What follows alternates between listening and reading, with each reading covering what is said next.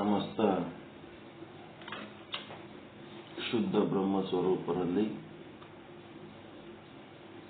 ಅನಂತ ಅನಂತ ಪ್ರಣಾಮಗಳು.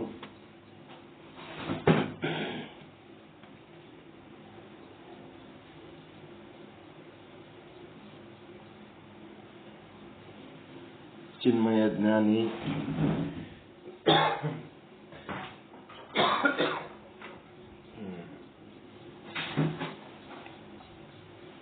ಮಹಾಶರಣ ಶೂನ್ಯ ಪೀಠಾಧೀಶ್ವರ ಶುದ್ಧ ಬ್ರಹ್ಮನಿಷ್ಠ ಸದ್ಗುರು ಶ್ರೀ ಚನ್ನಬಸವೇಶ್ವರರ ವಚನಗಳ ಶತಸ್ಥಲ ವಚನಗಳ ಸ್ಥಳಕಟ್ಟುಗಳ ಪೈಕಿ ಪ್ರಾಣಲಿಂಗಿ ಅಂದ್ರೆ ಲಿಂಗ ಅಂದ್ರೆ ಅರಿವು, ಜ್ಞಾನ, ಸಚ್ಚಿದಾನಂದ, ಬ್ರಹ್ಮ, ಶಿವ. ಪ್ರಾಣ ಅಂದ್ರೆ ಅದೇ ತಾನಾಗಿರೋದು. ಪ್ರಾಣವೇ ಲಿಂಗ, ಲಿಂಗವೇ ಪ್ರಾಣ ಅಂತೀರಿ ನೋಡಿ. ಪಂಚ ಪ್ರಾಣ ಅಂತ ಯಾರಿಗಾರೆ ಒಬ್ಬರಿಗೆ ಬಹಳ ಹಚ್ಕೊಂಡಿರ್ತೀರಿ, ಅವ್ರಂದ್ರೆ ಬಹಳ ಅಚ್ಚುಮೆಚ್ಚು. ಅಂದ್ರೆ ಪಂಚ ಪ್ರಾಣ. ಲಿಂಗವನ್ನು ಅರಿಯುವುದು, ಲಿಂಗದತ್ತ ಹರಿಯುವುದು, ಲಿಂಗದತ್ತಲೇ ಹರಿಯುವುದು, ಅದೇ ಪ್ರಾಣಲಿಂಗಿ. ಪಂಚ ಪ್ರಾಣವನ್ನು ಹಚ್ಕೊಳ್ಳೋದು ಲಿಂಗ, ಅದೇ ತಾನಾಗಿರೋದು. ಅದು ಬಿಟ್ಟು ಇರ್ಲಿಕ್ಕಾಗಂಗಿಲ್ಲ, ಅಷ್ಟು ಹಚ್ಕೊಂಡ್ಬಿಟ್ಟಿರ್ತಾನೆ ಲಿಂಗಕ್ಕೆ ಶಿವಯೋಗ ಸಾಧಕ.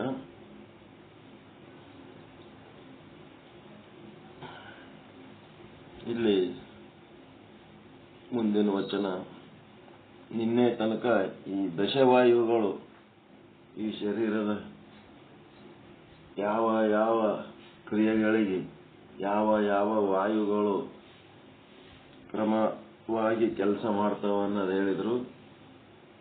ಈಗ ಸಪ್ತ ವ್ಯಸನಗಳ ಬಗ್ಗೆ ಹೇಳ್ತಾರೆ. ಸಪ್ತ ವ್ಯಸನಗಳು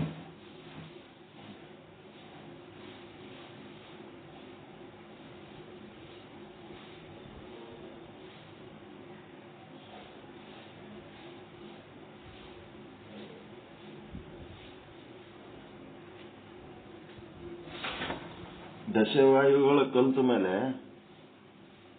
ದಶವಾಯುಗಳ ಹೆಸರು ಹೇಳಕ್ ಬರ್ಬೇಕು. ಪ್ರಾಣವಾಯು,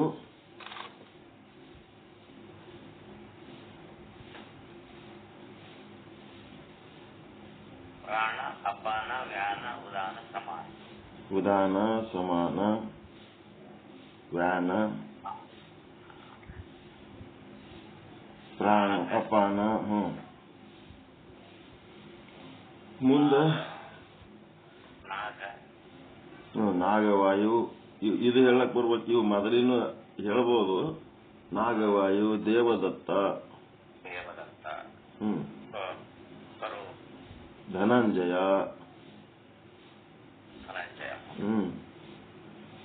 ಧನಂಜಯ, ನಾಗವಾಯು, ದೇವದತ್ತ,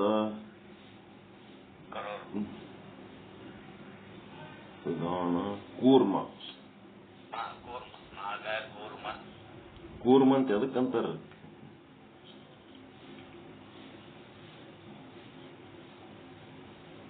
ಕೃಕರ, ಕೃಕರ, ಕೂರ್ಮ. ಕೂರ್ಮ ಅಂತಂದ್ರ ಆಮೆಗಂತಾರ.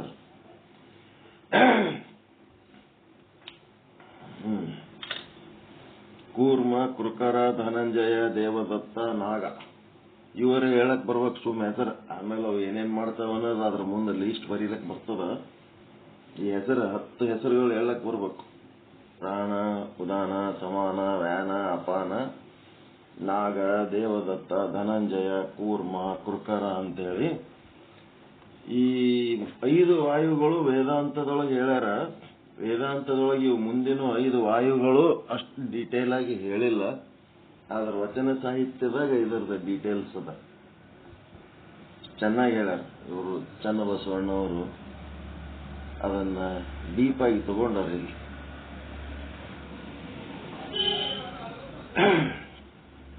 ಇದಾದ್ಮೇಲೆ ಮುಂದೆ ಸಪ್ತ ವ್ಯಸನಗಳು. ಇವು ಏನು 7 ವ್ಯಸನಗಳು ಬರ್ಕೋಬೇಕು.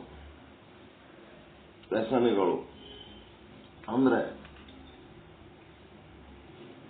ನೀವು ಸುಮ್ಮ ಕೂತ್ರು ಅವ್ ಹಂಗೆ ನಡೆದಿರ್ತಾವ. ಒಳಗ್ ವ್ಯಸನ ಅಂದ್ರೆ ಹಚ್ಕೊಂಡಿರೋದು, ಒಳಗ್ ಮನಸ್ಸಿನಾಗ ಅವ್ ಹಂಗೇ ಕೊರಿತಿರ್ತಾವ. ನೀವು ಬಿಟ್ರು ಅವು ಬಿಡಂಗಿಲ್ಲ ನಿಮಗ್. ಅವಕ್ಕೆ ವ್ಯಸನ ಅಂತಾರ. ವ್ಯಸನ ಬಾಳ ವ್ಯಸನ ಹಚ್ಕೊಂಡಾರ, ಮನಸ್ಸಿಗೆ ಬಾಳ ಹಚ್ಕೊಂಡಾರ, ಅದರದೇ ಚಿಂತಿ ಅಂತ. ಒಬ್ಬೊಬ್ಬರಿಗೆ ಒಂದೊಂದು ಚಿಂತೆ ಇರ್ತಾವ. ಯಾರಿಗೆ ಯಾವ ವ್ಯಸನ ಆದ ಅನ್ನೋದು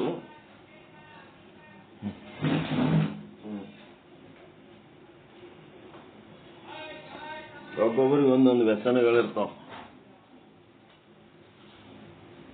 ಮಾತಾಡಿದ್ರೆ ಅದರದೇ ಸುದ್ದಿ ಮಾತಾಡ್ತಿರ್ತಾರ. ಅವ್ರ ಕಣ್ಣಿಗೆ ಅದೇ ಕಾಣ್ತಿರ್ತವ, ಅವ್ರ ಮನಸ್ಸಿನಾಗ ಬರೀ ಅದೇ ಚಿಂತಿನೇ ಇರ್ತವ. ಅದಕ್ಕೆ ಒಂದನೇದ್ದು ಚಂದ ನೀಟಾಗಿ ಬರ್ಕೋಬೇಕು. ಈ ವ್ಯಸನಗಳು ಮನುಷ್ಯಾಗ ತನು ವ್ಯಸನ, ತನು ವ್ಯಸನ ಒಂದನೇದ್ದು. ಎರಡನೇದ್ದು ಮನ ವ್ಯಸನ, ತನು ವ್ಯಸನ, ಮನ ವ್ಯಸನ. ಮೂರನೇದ್ದು ಧನ ವ್ಯಸನ, ತನು ಮನ ಧನ ವ್ಯಸನಗಳು.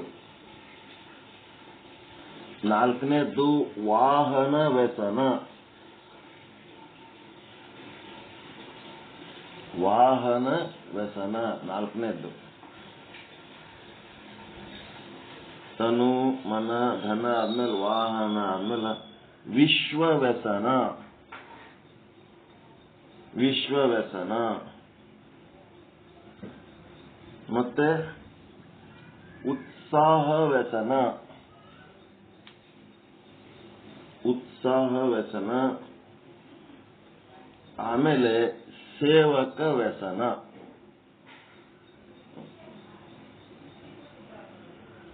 ಸೇವಕ ವ್ಯಸನ. ಏನ್ ಈ ವ್ಯಸನಗಳು ಅಂತ ಒಂದು ಡೀಟೇಲ್ಸ್ ಹೇಳ್ತಾರ.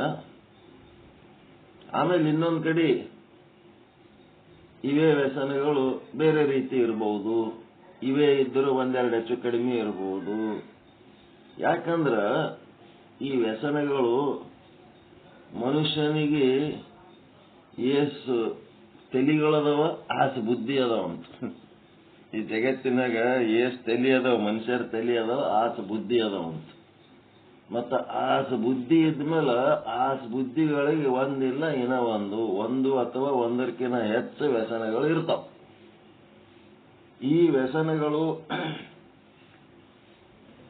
ಸುಮ್ಮ ಸ್ಯಾಂಪಲ್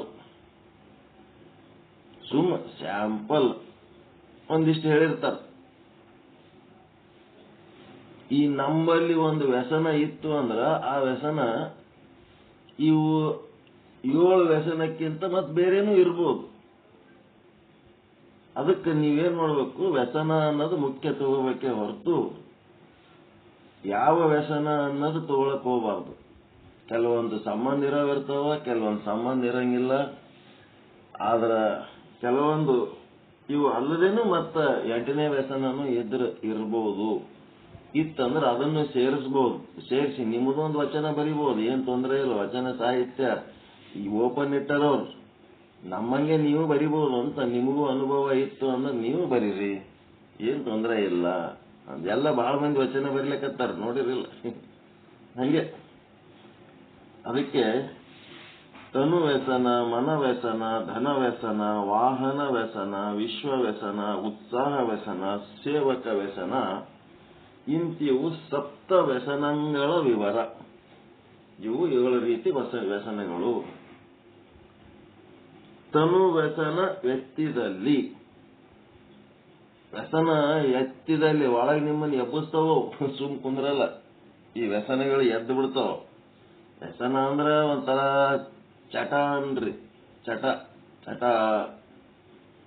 ಅದರಿಂದ ಏನಂದ್ರೆ ಈ ವ್ಯಸನದ ರಿಸಲ್ಟ್ ಏನಪ್ಪಾ ಅಂದ್ರೆ ದುಃಖ, ಚಿಂತೆ, ಭಯ, ನೆಗೆಟಿವಿಟಿ. ಲಾಸ್ಟಿಗೆ ಇದರದ ರಿಸಲ್ಟ್ ಏನು? ಕೆಟ್ಟದ್ದು. ಹವ್ಯಾಸ ಬೇರೆ, ವ್ಯಸನ ಬೇರೆ. ಹವ್ಯಾಸದಿಂದ ಹಾಬಿಲಿಂತ ಒಳ್ಳೇದಾಗ್ತದ, ಚಟದಲಿಂತ ಕೆಟ್ಟ ಹೊತ್ತು. ಒಂದು ದುರಭ್ಯಾಸ, ದುರಾದೃಷ್ಟ ಅಂತಿರ್ತಾವ.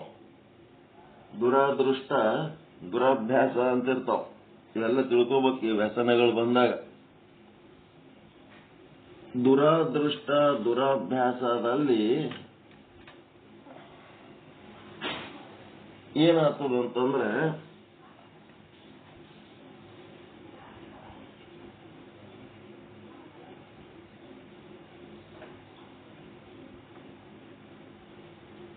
ಒಂದು 3 ವರ್ಷದ ಹುಡುಗಗ ಪೂರ ಸಣ್ಣದಿದ್ದರೆ ಅದು ಸುಮ್ ಕುಂದಿರ್ತದ. ಒಂದ್ 3 ವರ್ಷ 4 ವರ್ಷದಿಂದ ಅದು LKG ಹೋಗಕ್ಕೆ ಚಾಲು ಮಾಡಿತ್ತು ಅಂತ ಅಂದ್ರೆ ಅದು ಏನಾರೇ ತನಗೆ ತಿಳಿದ ಆಕ್ಟಿವಿಟಿ, ಸ್ವಂತ ಆಕ್ಟಿವಿಟಿ ಮಾಡ್ಲಿಕ್ಕೆ ಚಾಲು ಮಾಡಿರ್ತು.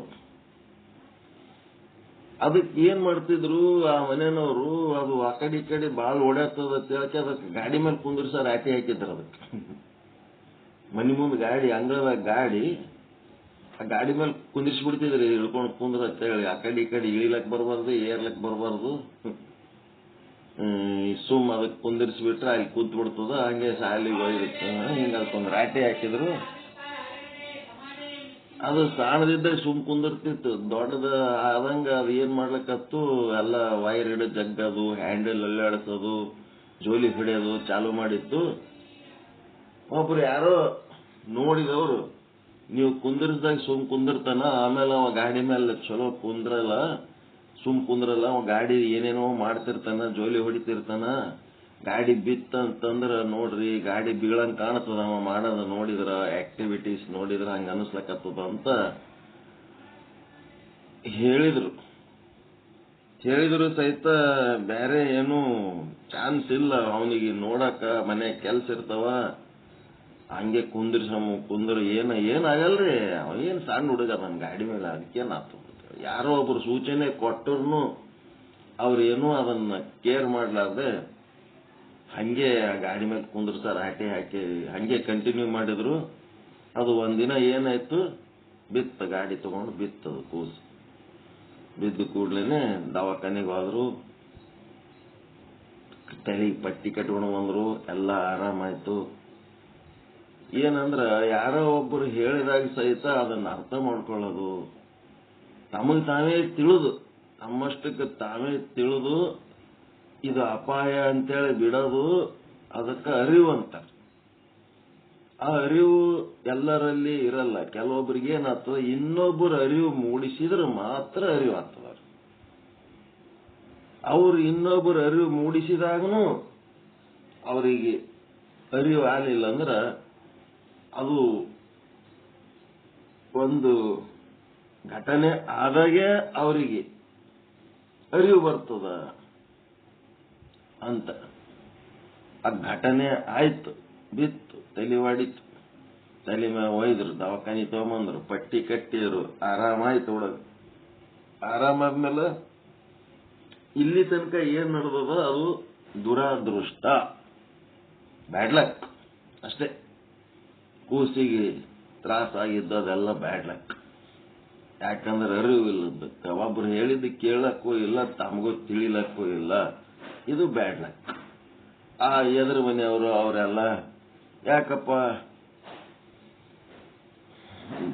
ತಲೆ ಪೆಟ್ಟಾಯ್ತು, ಏನಾಯ್ತು ಅಂತ ಕೇಳಿದ್ರೆ ಗಾಡಿ ಮೇಲೆ ಕುಂದಿರ್ಸಿದ್ದೇವ್ರಿ, ಬಿದ್ದ. ಅವ್ರೇನಂದ್ರು ಮನುಷ್ಯನಾಗ ಮತ್ತ ಬೀಳ್ತಾನ ಅಂತ ಹೇಳಿದ್ದೇವಲ್ಲ ಅಂತ ಅಂದ್ರೂ ಕೇಳಿಲ್ಲ. ಮತ್ತೇನ್ ಮಾಡೋದು, ಬಿದ್ದನ. ಇನ್ನು ಮುಂದರೆ ತಿಳ್ಕೊಂಡು ಗಾಡಿ ಮೇಲೆ ಕುಂದಿರ್ಸೋದು ಬಿಡ್ತಾರ ಅಂತ ಅವರು ಕೂಸಿನ ಬಗ್ಗೆ ಕಾಳಜಿ ಮಾಡಿ ಹೇಳಿದ್ರು. ಮತ್ತ ದುರಾದೃಷ್ಟ ಇಲ್ಲಿ ತನಕ ಏನೇನಾಯ್ತು ಎಲ್ಲ ದುರಾದೃಷ್ಟ. ಇಷ್ಟೆಲ್ಲ ಆದ ಮೇಲೂ ಮತ್ತದು ಹುಡುಗ ಆರಾಮಾದ್ಮೇಲೆ ಮತ್ತ ಹುಡುಗ ಅದೇ ಗಾಡಿ ಮೇಲೆ ಕುಂದಿರ್ಸ್ಯಾರ. ಇದಕ್ಕೇನಂತೀರಿ? ಮತ್ತ ಅದೇ ಗಾಡಿ ಮೇಲೆ ಕುಂದಿರ್ಸ್ಯಾರ. ಹಂಗೆ ಬೀಳೋದಕ್ಕಿಂತ ಮೊದಲೇ ಹೆಂಗೆ ಕುಂದಿರ್ಸ್ತಿದ್ರು, ಬಿದ್ದ ಮೇಲೆ ಇಷ್ಟೆಲ್ಲ ಆದ್ಮೇಲೂ ಮತ್ತೆ ಅದೇ ಗಾಡಿ ಮೇಲೆ ಕುಂದಿರ್ಸ್ತಾರೆ. ಇದಕ್ಕೆ ಏನಂತೀರಿ? ದುರಭ್ಯಾಸ.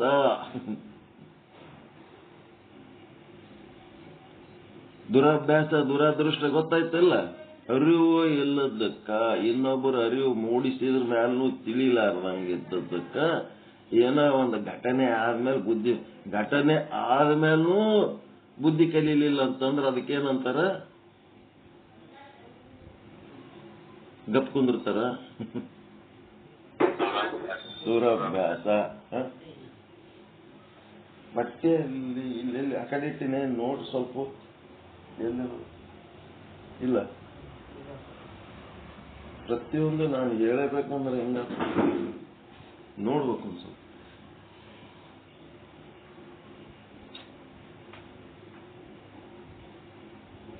ದುರಭ್ಯಾಸ, ದುರದೃಷ್ಟ, ದುರಭ್ಯಾಸ.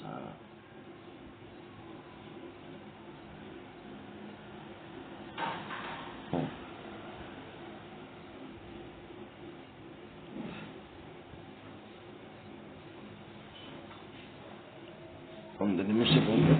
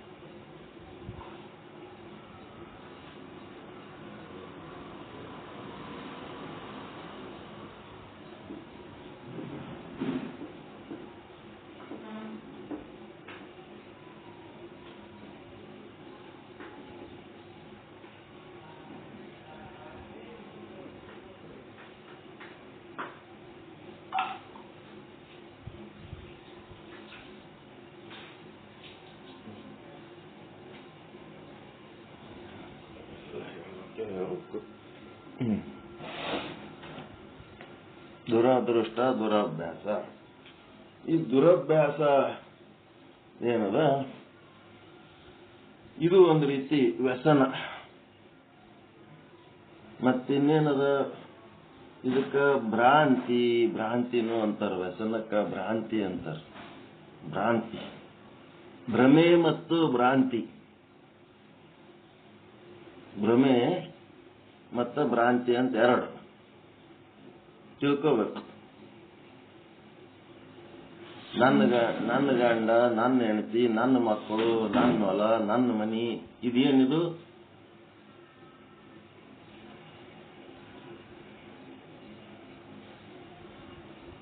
ನಂದು ಅಂತೀವಲ್ಲ. ನನ್ನ ಕೈಯ, ನನ್ನ ಕಾಲ, ನನ್ನ ಕಣ್ಣ, ನನ್ನ ಶರೀರ ಅಂತೀವ ಇಲ್ಲ? ಅಂತೀವಿ. ಮತ್ತು ಕಾಲ ಸ್ವಲ್ಪ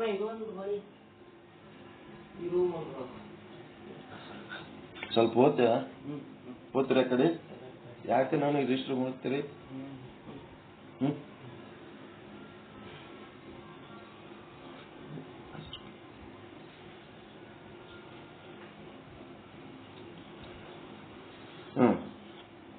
ನಂದಂತ ಏನ್ ಅಂತಿರ್ತೀವಲ್ಲ, ಇದಕ್ಕೆ ಏನಂತೀರಿ? ನಂದು ಅನ್ನೋದು ಏನೇನದ, ನಂದು ಅಲ್ಲದ್ದು, ನಾನು ಅಲ್ಲದ್ದು, ಅದೆಲ್ಲ ನಂದು, ನಾನು ಅಂತೀವಲ್ಲ, ಅದಕ್ಕೇನಂತೀರಿ? ಭ್ರಮೆ. ನನ್ನ ಗಂಡ, ನನ್ನ ಹೆಂಡತಿ ಹಿಂಗಂತಿರ್ತೀವಿ. ಏನಿಬ್ರು ಜೋಡಿಯಾಗಿ ಬಂದಿರ್ತಾರ? ಒಬ್ರು ಹಿಂದ ಮುಂದೆ ಓದ್ತಾರ ಇಲ್ಲ? ಯಾಕಡೆ ಒಬ್ರು ಮೊದಲು ಓದ್ತಾರಲ್ಲ, ಆದ್ಮೇಲೆ ಏನಾಯ್ತು?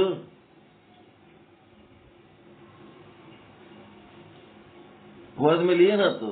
10-12 ದಿವಸ ಅವರು ಇವರು ಬಂದು ಮಾತಾಡ್ಸೋ ತನಕ ಸುಮ್ಮ ಬೇಕೋ ಬೇಡ ಮಾತಾಡ್ಕೋತ ಸುಮ್ಮ ಇರ್ಬೇಕಪ್ಪ. ಆಯ್ತು. ಆಮೇಲೆ 1 ವರ್ಷ ಬಿಟ್ಟ ಮೇಲೂ ಸತ್ತವ್ರದೇ ಸುದ್ದಿ ತೆಗೆದು ಅಳ್ಕೋತ್ ಕೂತ್ರ ಯಾರು ಮಾತಾಡಿಸ್ತಾರ ಅವ್ರಿಗೆ? 10-15 ದಿವಸ ಯಾರೋ ಮಾತಾಡಿಸ್ತಾರಪ್ಪ, 1 ತಿಂಗಳು ಅನ್ಕೋರಿ. ಮುಂದೆ 1 ವರ್ಷ, 2 ವರ್ಷ, 3 ವರ್ಷ ಬಿಟ್ಟಕ್ಕೆ 25 ವರ್ಷ ಆದ್ಮೇಲೆ ಸತ್ತವ್ರ ನೆನಪು ತಕ್ಕೊಂಡು ಅಳ್ಕೋತ್ ಕೂತಿದ್ರಂದ್ರ ಭ್ರಮೆ ಹೋಗಿ ಭ್ರಾಂತಿ ಬಡದದಕ್ಕಂತಾರ. ಭ್ರಾಂತಿ ಬಡದವ್ರಿಗೆ ಯಾರೂ ಕೇರ್ ಮಾಡಲ್ಲ. ಭ್ರಮೆ ಇತ್ತಲ್ಲ ಒಂದ್ ಸ್ವಲ್ಪ ಅದು ತೆಗಿತಾರೆ ಬಂದವರೆಲ್ಲ ಮಾತಾಡಿಸಿ. ಭ್ರಾಂತಿಗೆ ಯಾರೇನ್ ಮಾಡ್ತಾರೆ?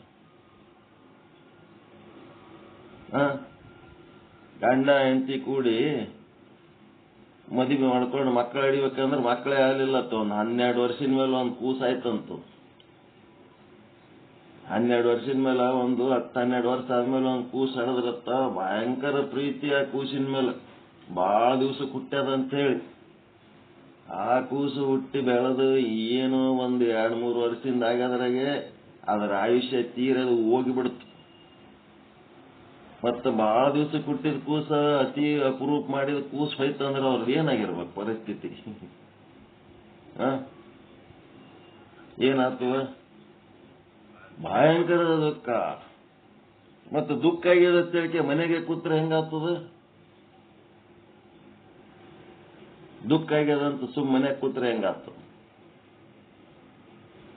ಆಫೀಸ್ಗೆ ಹೋಗ್ಬೇಕಾಗಿಲ್ಲ ಗಂಡ, ನೌಕರಿ ಮಾಡ್ಲಕ್ ದುಡಿಲಕ್, ಮತ್ತೆ ಯಾರು ಊಟಕ್ಕೆ ಯಾರು ಹಾಕ್ತಾರೆ? ಕೂಸ್ ಹತ್ತದ ತೇಳಕ್ಕೆ ಮನೆಗೆ ಅಳ್ಕೊತ್ ಕೂತಕ್ಕೆ ಹಂಗೆ ಕೂತ್ರೆ ಎಷ್ಟು ದಿನ ಮಂದಿ ಯಾರ ಆಜು ಬಾಜುದವ್ರು 1 ವಾರ 10 ದಿನ ಏನಾರ ಮಾಡ್ಯಾರ, ಮುಂದೆ ಯಾರು ಮಾಡ್ತಾರ?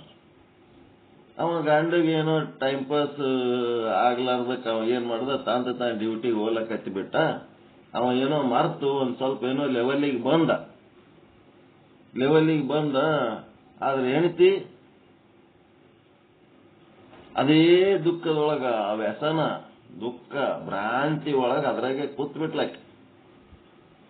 ಆರೋಗ್ಯ ಕೆಟ್ಟ ಹೋಗ್ಬಿಡ್ತು, ಮನಸ್ಸು ಕೆಡ್ತು, ಬುದ್ಧಿ ಕೆಡ್ತು, ಹುಚ್ಚುಚ್ಚು ಮಾಡ್ಲಕತ್ತ. ಮತ್ತೆ ಇನ್ನೇನ್ ಮಾಡ್ಬೇಕಕ್ಕೆ? ಏನಾಯ್ತು? ಔಷಧ ಕೂಡ ಡಾಕ್ಟರ್ಗಳದು ಮುಗೀತು, ಮನಸ್ಸಿನ ಡಾಕ್ಟರ್ಗಳದು ಮುಗೀತು, ಎಲ್ಲ ಟ್ರೀಟ್ಮೆಂಟ್ ಇಬ್ಬರದು ಮುಗೀತು. ಅದಕ್ಕ ಸೈಕಾಲಜಿ ಡಾಕ್ಟರ್ ಏನ್ ಹೇಳಿದ್ರು, ಈಕಿಗೆ ಈ ಘಟನೆಯಿಂದ ಈಕೆ ಪಾರಾಗಬೇಕಾದ್ರ ಇನ್ನೊಂದು ಇದಕ್ಕಿಂತ ದೊಡ್ಡ ದುರ್ಘಟನೆ ಆಯ್ತು ಅಂದ್ರೆ ಅವಾಗ ಆಕಿ ನೆಟ್ಟಗಾತಾಳ ಅಂತ ಹೇಳ್ಬಿಟ್ರು. ಈಗ ಆಗಿದ ಘಟನೆನೇ ದೊಡ್ಡದು ಮಾಡ್ಕೊಂಡು ಕೂತಾಳ. ಆಕಿಗೆ ಏನ್ ಹೇಳಿದ್ರು ತಿಳಿಯವಲ್ದು, ನಾರ್ಮಲಿಗೆ ಬರೋಳು, ಹುಚ್ಚುಚ್ಚು ಮಾಡ್ಲಕತ್ತಾಳ. ಈಗ ಏನಾಗಬೇಕು, ಇದಕ್ಕಿಂತ ಒಂದು ದೊಡ್ಡ ಪೆಟ್ಟು ಬಿದ್ದಾಗ ಆಕಿ ನೆಟ್ಟಗಾತಾಳ ಅಂತ ಅವ್ರು ಡಿಸೈಡ್ ಮಾಡಿ ಹೇಳಿವ. ಗಂಡಗ ಆ ಕಡೆ ಆಫೀಸ್ ನೋಡ್ಕೋಬೇಕು, ಈ ಕಡೆ ಮನ್ಯಾಗ ಹುಚ್ಚುಚ್ಚು ಮಾಡೋ ಹೆಣ್ತಿನ ನೋಡ್ಕೋಬೇಕು. ಆಕಿ ಉಣಸೋದು ತಿನ್ಸೋದು ಎಲ್ಲಾನು ಇವನೇ ಮಾಡ್ಬೇಕಾಯ್ತು. ಆಕಿ ಉಂಡ್ಲು ಬಿಟ್ಲು ಹಂಗೆ ಬೀಳೋದು ಅದು ಮಾಡ್ಲಕತ್ತಳು. ಏನಾರ ಮಾತಾಡಿದ್ರಿ ಏನಾರ ಅನ್ಲಕತ್ತಳು. ಆಕಿ ತಲೆ ಕೆಟ್ರೆ ಏನಾಯ್ತು? ಹೆಣ್ತಿ ತಲೆ ಕೆಟ್ರೆ ಗಂಡನ್ನು ತಲೆ ಕೆಡ್ತದ ಇಲ್ಲ?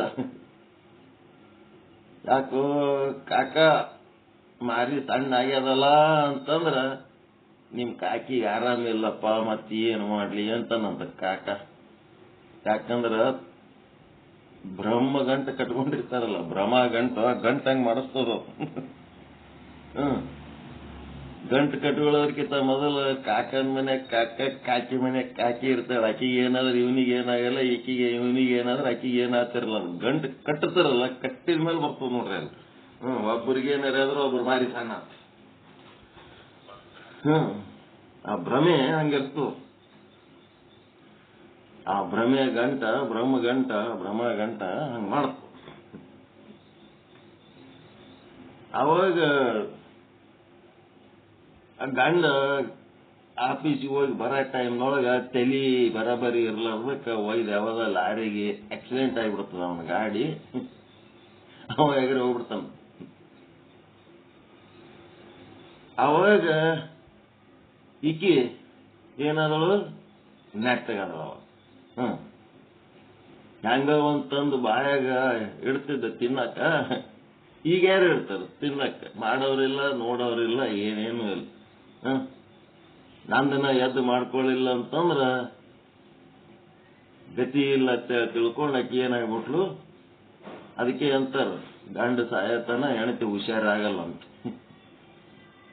ಅವ ಗಂಡ ಇರತನ ಮಳ್ಳು ಮಳ್ಳನಂಗ್ ಮಾಡ್ತಿರ್ತಾರ. ಒಂದಕ್ಕೂ ಜವಾಬ್ದಾರಿ ತಗೊಂಡು ಒಂದು ಮನಿಯೊಳಗಿಂದ ಡಾಕ್ಯುಮೆಂಟ್ಸ್ ಸಹಿತ ನೋಡಕ್ ತಯಾರಿಲ್ಲ. ಖರ್ಚು ವೆಚ್ಚಗಳು ಹೆಂಗ್ ನಿಭಾಯಿಸ್ತಾನ ನೋಡಕ್ ತಯಾರಿಲ್ಲ. ಎಲ್ಲಿ ತರ್ತಾನ ಏನ್ ಮಾಡ್ತಾನ ಕೇಳಕ್ ತಯಾರಿಲ್ಲ. ಸಣ್ಣ ಹುಡುಗರಂಗ್ ತಮ್ಮದು ಡಿಮ್ಯಾಂಡ್ ಏನದ ಅಷ್ಟು ಇಟ್ಟು ನೀ ಏನಾರ ಮಾಡು, ನನ್ಗೆ ಹಿಂಗ್ ತಂದು ಕೊಡು, ಹಿಂಗ್ ಮಾಡು. ಅವ ಪಾಪ ತನ್ನ ಕೆಪಾಸಿಟಿ ಮೀರಿ ಏನೇನೋ ಸಕ್ರಮ ಅಕ್ರಮ ಮಾಡ್ಲಕ್ ಹೋಗಿ ಆಫೀಸ್ನಾಗ ಯಾರ ಕೈಯಾಗೋ ಸಿಕ್ಕೊಂಬಿದ್ದು ಒದ್ದಾಡ್ ಸಾಯ್ತಿರ್ತಾನ. ಅಂತ ಟೆನ್ಷನ್ ಕ್ರಿಯೇಟ್ ಮಾಡೋರು ಯಾವಾಗ ಹುಷಾರಾಗ್ತಾರ ಅಂತಂದ್ರ ಗಂಡ ಹಾದ್ಮೇಲೆ ಹುಷಾರಾಗ್ತಾರ. ಇದು ₹1 ಹುಟ್ಟಿಸ್ಬೇಕಾದ್ರೆ ಏನ್ ಕಷ್ಟ ಅದ ಅನ್ನೋದು ಗೊತ್ತಾಗ್ತದ ಅವ್ರಿಗೆ ಅವಾಗ.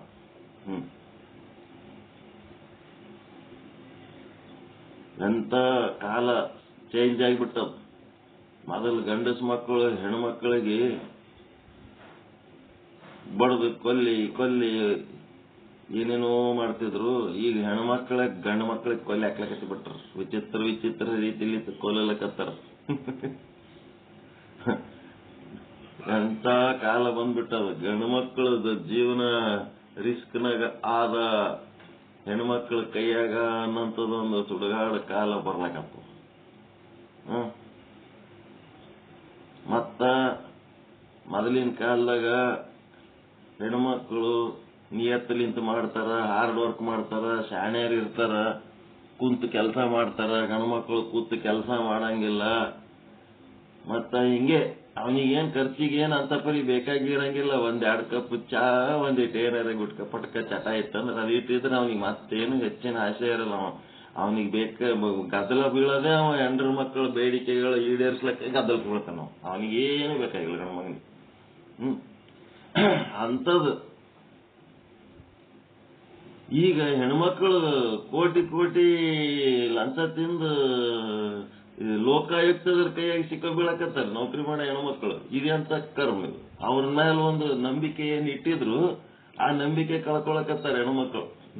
ಹೆಂಗ್ ಬೇಕಂಗೆ ಇರ್ಲಕತ್ತಾರ. ಇದು ಎಂತ ಇದು?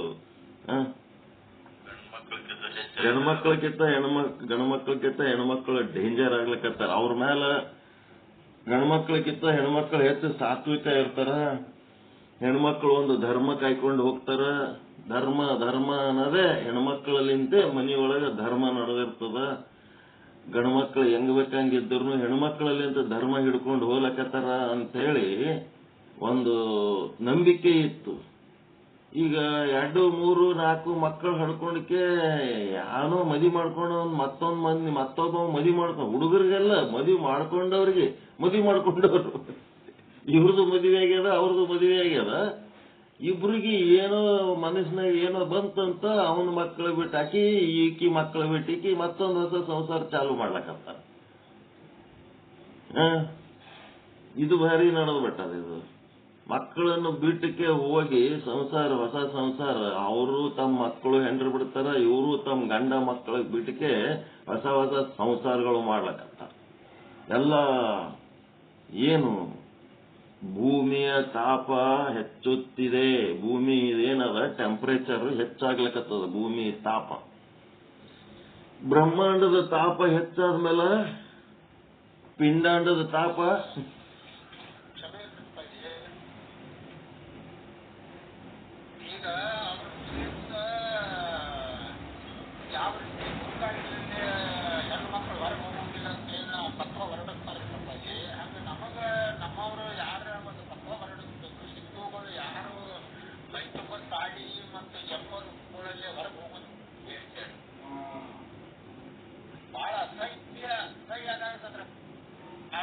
ಏನೇನು ಉಳಿದಿಲ್ಲ ಧರ್ಮ ಹಿಂದೂ ಧರ್ಮದ ಬಗ್ಗೆ ಯಾರು ಅದ್ರ ಬಗ್ಗೆ ಇಲ್ಲ ಯಾವ ಏನ ಅದ್ರ ಬಗ್ಗೆ ಏನೋ ಚಿಂತನೆ ಆಗ್ತಿಲ್ವ. ಹಿಂದೂ ಧರ್ಮಕ್ಕ ಫತ್ವ ಯಾರ್ದು ಫತ್ವ ಅಂದ್ರ ಅವ್ರ ಅರಿವೇ ಫತ್ವ. ಇಲ್ಲಿ ನಮಗ ಅರಿವೇ ಗುರು, ಬೇರೆಯವರಿಗೆ ಹೊರಗಿನ ಗುರು. ಹೊರಗೆ ಬೇರೆ ಕಡೆ ಅರಿವಿನ ವಿಷಯ ಇಲ್ಲ ಬೇರೆ ಧರ್ಮದಾಗ. ಇಲ್ಲಿ ನಂಬಲ್ಲಿ ಅರಿವಿನ ವಿಷಯ ಏನದ, ಅವರವ್ರ ಅರಿವೇ ಗುರು. ಯಾರ ಅರಿವನ್ನ ಬಿಟ್ಟು ಮರಿವಿನಾಗ ಬದುಕ್ತಾರ ಅವ್ರು ಏನಾಗಬೇಕು ಅದ ಆಗ್ತಾರ. ಅರಿವು ಹಿಡ್ಕೊಂಡು ಅದವರು ಅರಿವಿನ ದಾರಿಯಾಗಿದ್ದು ಯಶಸ್ವಿ ಆಗ್ತಾರ. ಮ್ಯೂಟ್ ಮಾಡ್ಕೋರಿ, ಸೌಂಡ್ ಬರ್ಲಕತ್ತದ.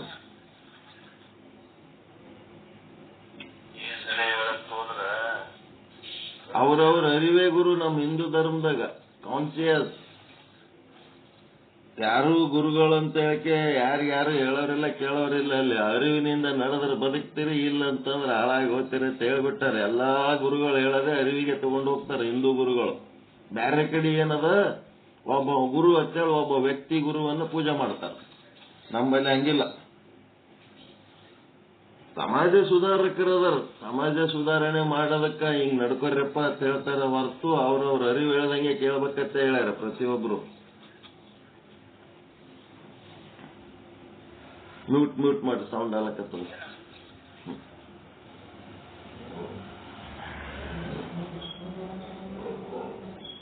ಅದಕ್ಕೆ ಈ ತರ ಒಂದು ವಿಚಿತ್ರ ಕಾಲಗಳು ಬರ್ಲಿಕತ್ತವ.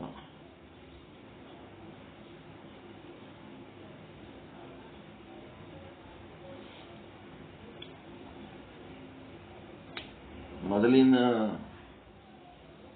ನಮ್ಮ ಮನೆ ಹತ್ರ ಒಂದು ಮಠ, ಹಿಂದಿಂದೊಂದೇನೋ ಘಟನೆ ಹೇಳಿದ್ರೆ ಯಾರೋ ಏನ್ ಮಾಡಿದ್ರಂತ, ಸ್ವಾಮೀಜಿಗೆ ನಮಸ್ಕಾರ ಮಾಡ್ಲಕ್ ಬಂದ ಹೆಣ್ಮಗಳು, ಎಲ್ಲರೂ ಹೆಣ್ಮಕ್ಳು ಕೂಡೇ ಬಂದಾರ. ಎಲ್ಲ ಹೆಣ್ಮಕ್ಳು ಕೂಡೇ ಬಂದಾಗ ಎಲ್ಲ ಹೆಣ್ಮಕ್ಳರ ಗಣಮಕ್ಳರ ಎಲ್ಲರೂ ಅದ. ಎಲ್ಲರೂ ಇದ್ದಾಗ ಹೆಣ್ಮಗಳಿಗೆ ಏನಾಗ್ಬಿಟ್ಟದ ಮನಸ್ಸಿನಾಗ, ಸ್ವಾಮೀಜಿ ಪಾದ ನಮಸ್ಕಾರ ಮಾಡ್ತಾ ಏನ್ ಮಾಡ್ಬಿಟ್ಟಳ, ಬಾಯಾಗ ಸ್ವಾಮೀಜಿ ಹೆಬ್ಬಟ್ಟಿಟ್ಟು ಚೀಪಿಬಿಟ್ಲಂತ. ಸ್ವಾಮೀಜಿ ಕುಂತಾನ ನಮಸ್ಕಾರ ಮಾಡ್ತಾರಂತ, ಬಾಯಾಗ ಹೆಬ್ಬಟ್ಟು ಇಟ್ಕೊಂಡು ಚೀಪ್ಬಿಟ್ಲಂತ, ಹೆಬ್ಬಟ್ಟು ಚೀಪ್ಬಿಟ್ಲಂತ. ಅವ್ರು ಬೆಂಕಿ ಅಂತ ಸ್ವಾಮಿಗಳು, ಅವರು ಸಿಟ್ಟು ಬಂದ್ಬಿಡ್ತತ್ ಅವ್ರಿಗೆ. ಏನ್ ಹಿಂಗ್ ಮಾಡ್ಬಿಟ್ಟಲ್ಲ ನೀನು ಅಂತ ಹೇಳಿ. ಏನ್ ಅನ್ಕೊಂಡಿದಿ, ದೂರ್ಲಿಂತ ನಮಸ್ಕಾರ ಮಾಡ್ಬೇಕು ಅಂತದು ಏನೋ ಮಾಡ್ತಾರ ಬಿಡು ಅಂತ ಕೂತಾರ, ಬಟ್ ಚಿತ್ತೀರ ಅಂತ ಹೇಳಿ ಬೈದು. ನೀನು ಸತ್ತು 3 ದಿನ ಆದ್ರೂ ಯಾರಿಗೆ ಗೊತ್ತಾಗಿರಬಾರ್ದು, ಹುಳ ಬಿದ್ದು ಸಾಯ್ಬೇಕಂತ ಹೇಳಿ ಅಂದ್ಬಿಟ್ಟಿದ್ರತ್ತ. ಎಲ್ಲ ಊರಿಗೆ ಹೋಗ್ಯಾರ, ಒಬ್ಬಾಕಿಗೆ ಮನೆಯಾಗ ಬಿಟ್ಟು ಆಕೆ ಸತ್ತ ಹುಳ ಬಿದ್ದ ಮೇಲ ಮಂದಿಗೆ ವಾಸನೆ ಬಂದ ಮೇಲ ಹೋಗಿ ತೆರೆದ್ ನೋಡಿದ್ರೆ ಇಂಥ ಸಾವು ಅವ್ರು ಶಾಪ ಕೊಟ್ಬಿಟ್ರತ್ತ ಗುರುಗಳು. ಅಂತ ಪವಿತ್ರ ಧರ್ಮ ಹಿಡ್ಕೊಂಡು ಹೋಗುವಂತ ಗುರುಗಳ ಜಾಗದಾಗ ಈಗೆಂತ ಗುರುಗಳು ಬಂದಾರ.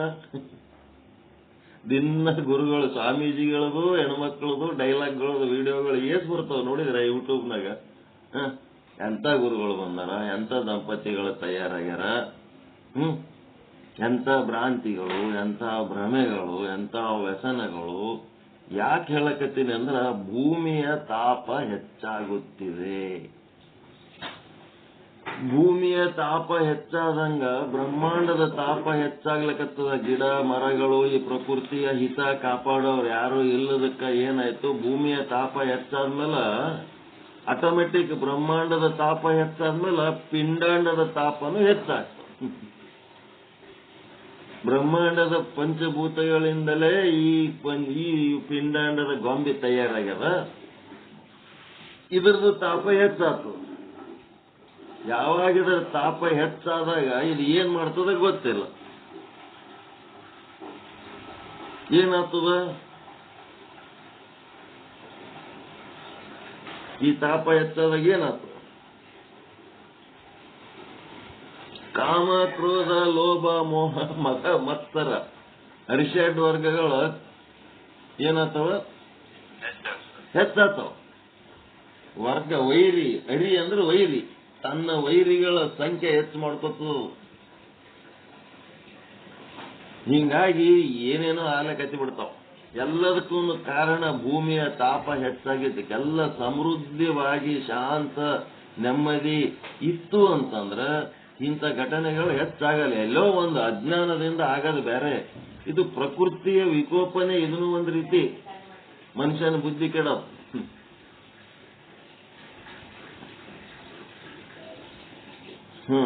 ಇರ್ಲಿ ಬಿಡ್ರಿ, ಆ ಕಡೆ ಏನೇನೋ ಹೋಯ್ತು ಕತಿ.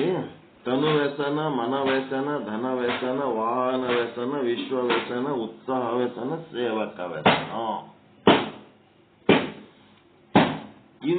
ಇವು ಸಪ್ತ ವ್ಯಸನಗಳ ವ್ಯವಹಾರಗಳು.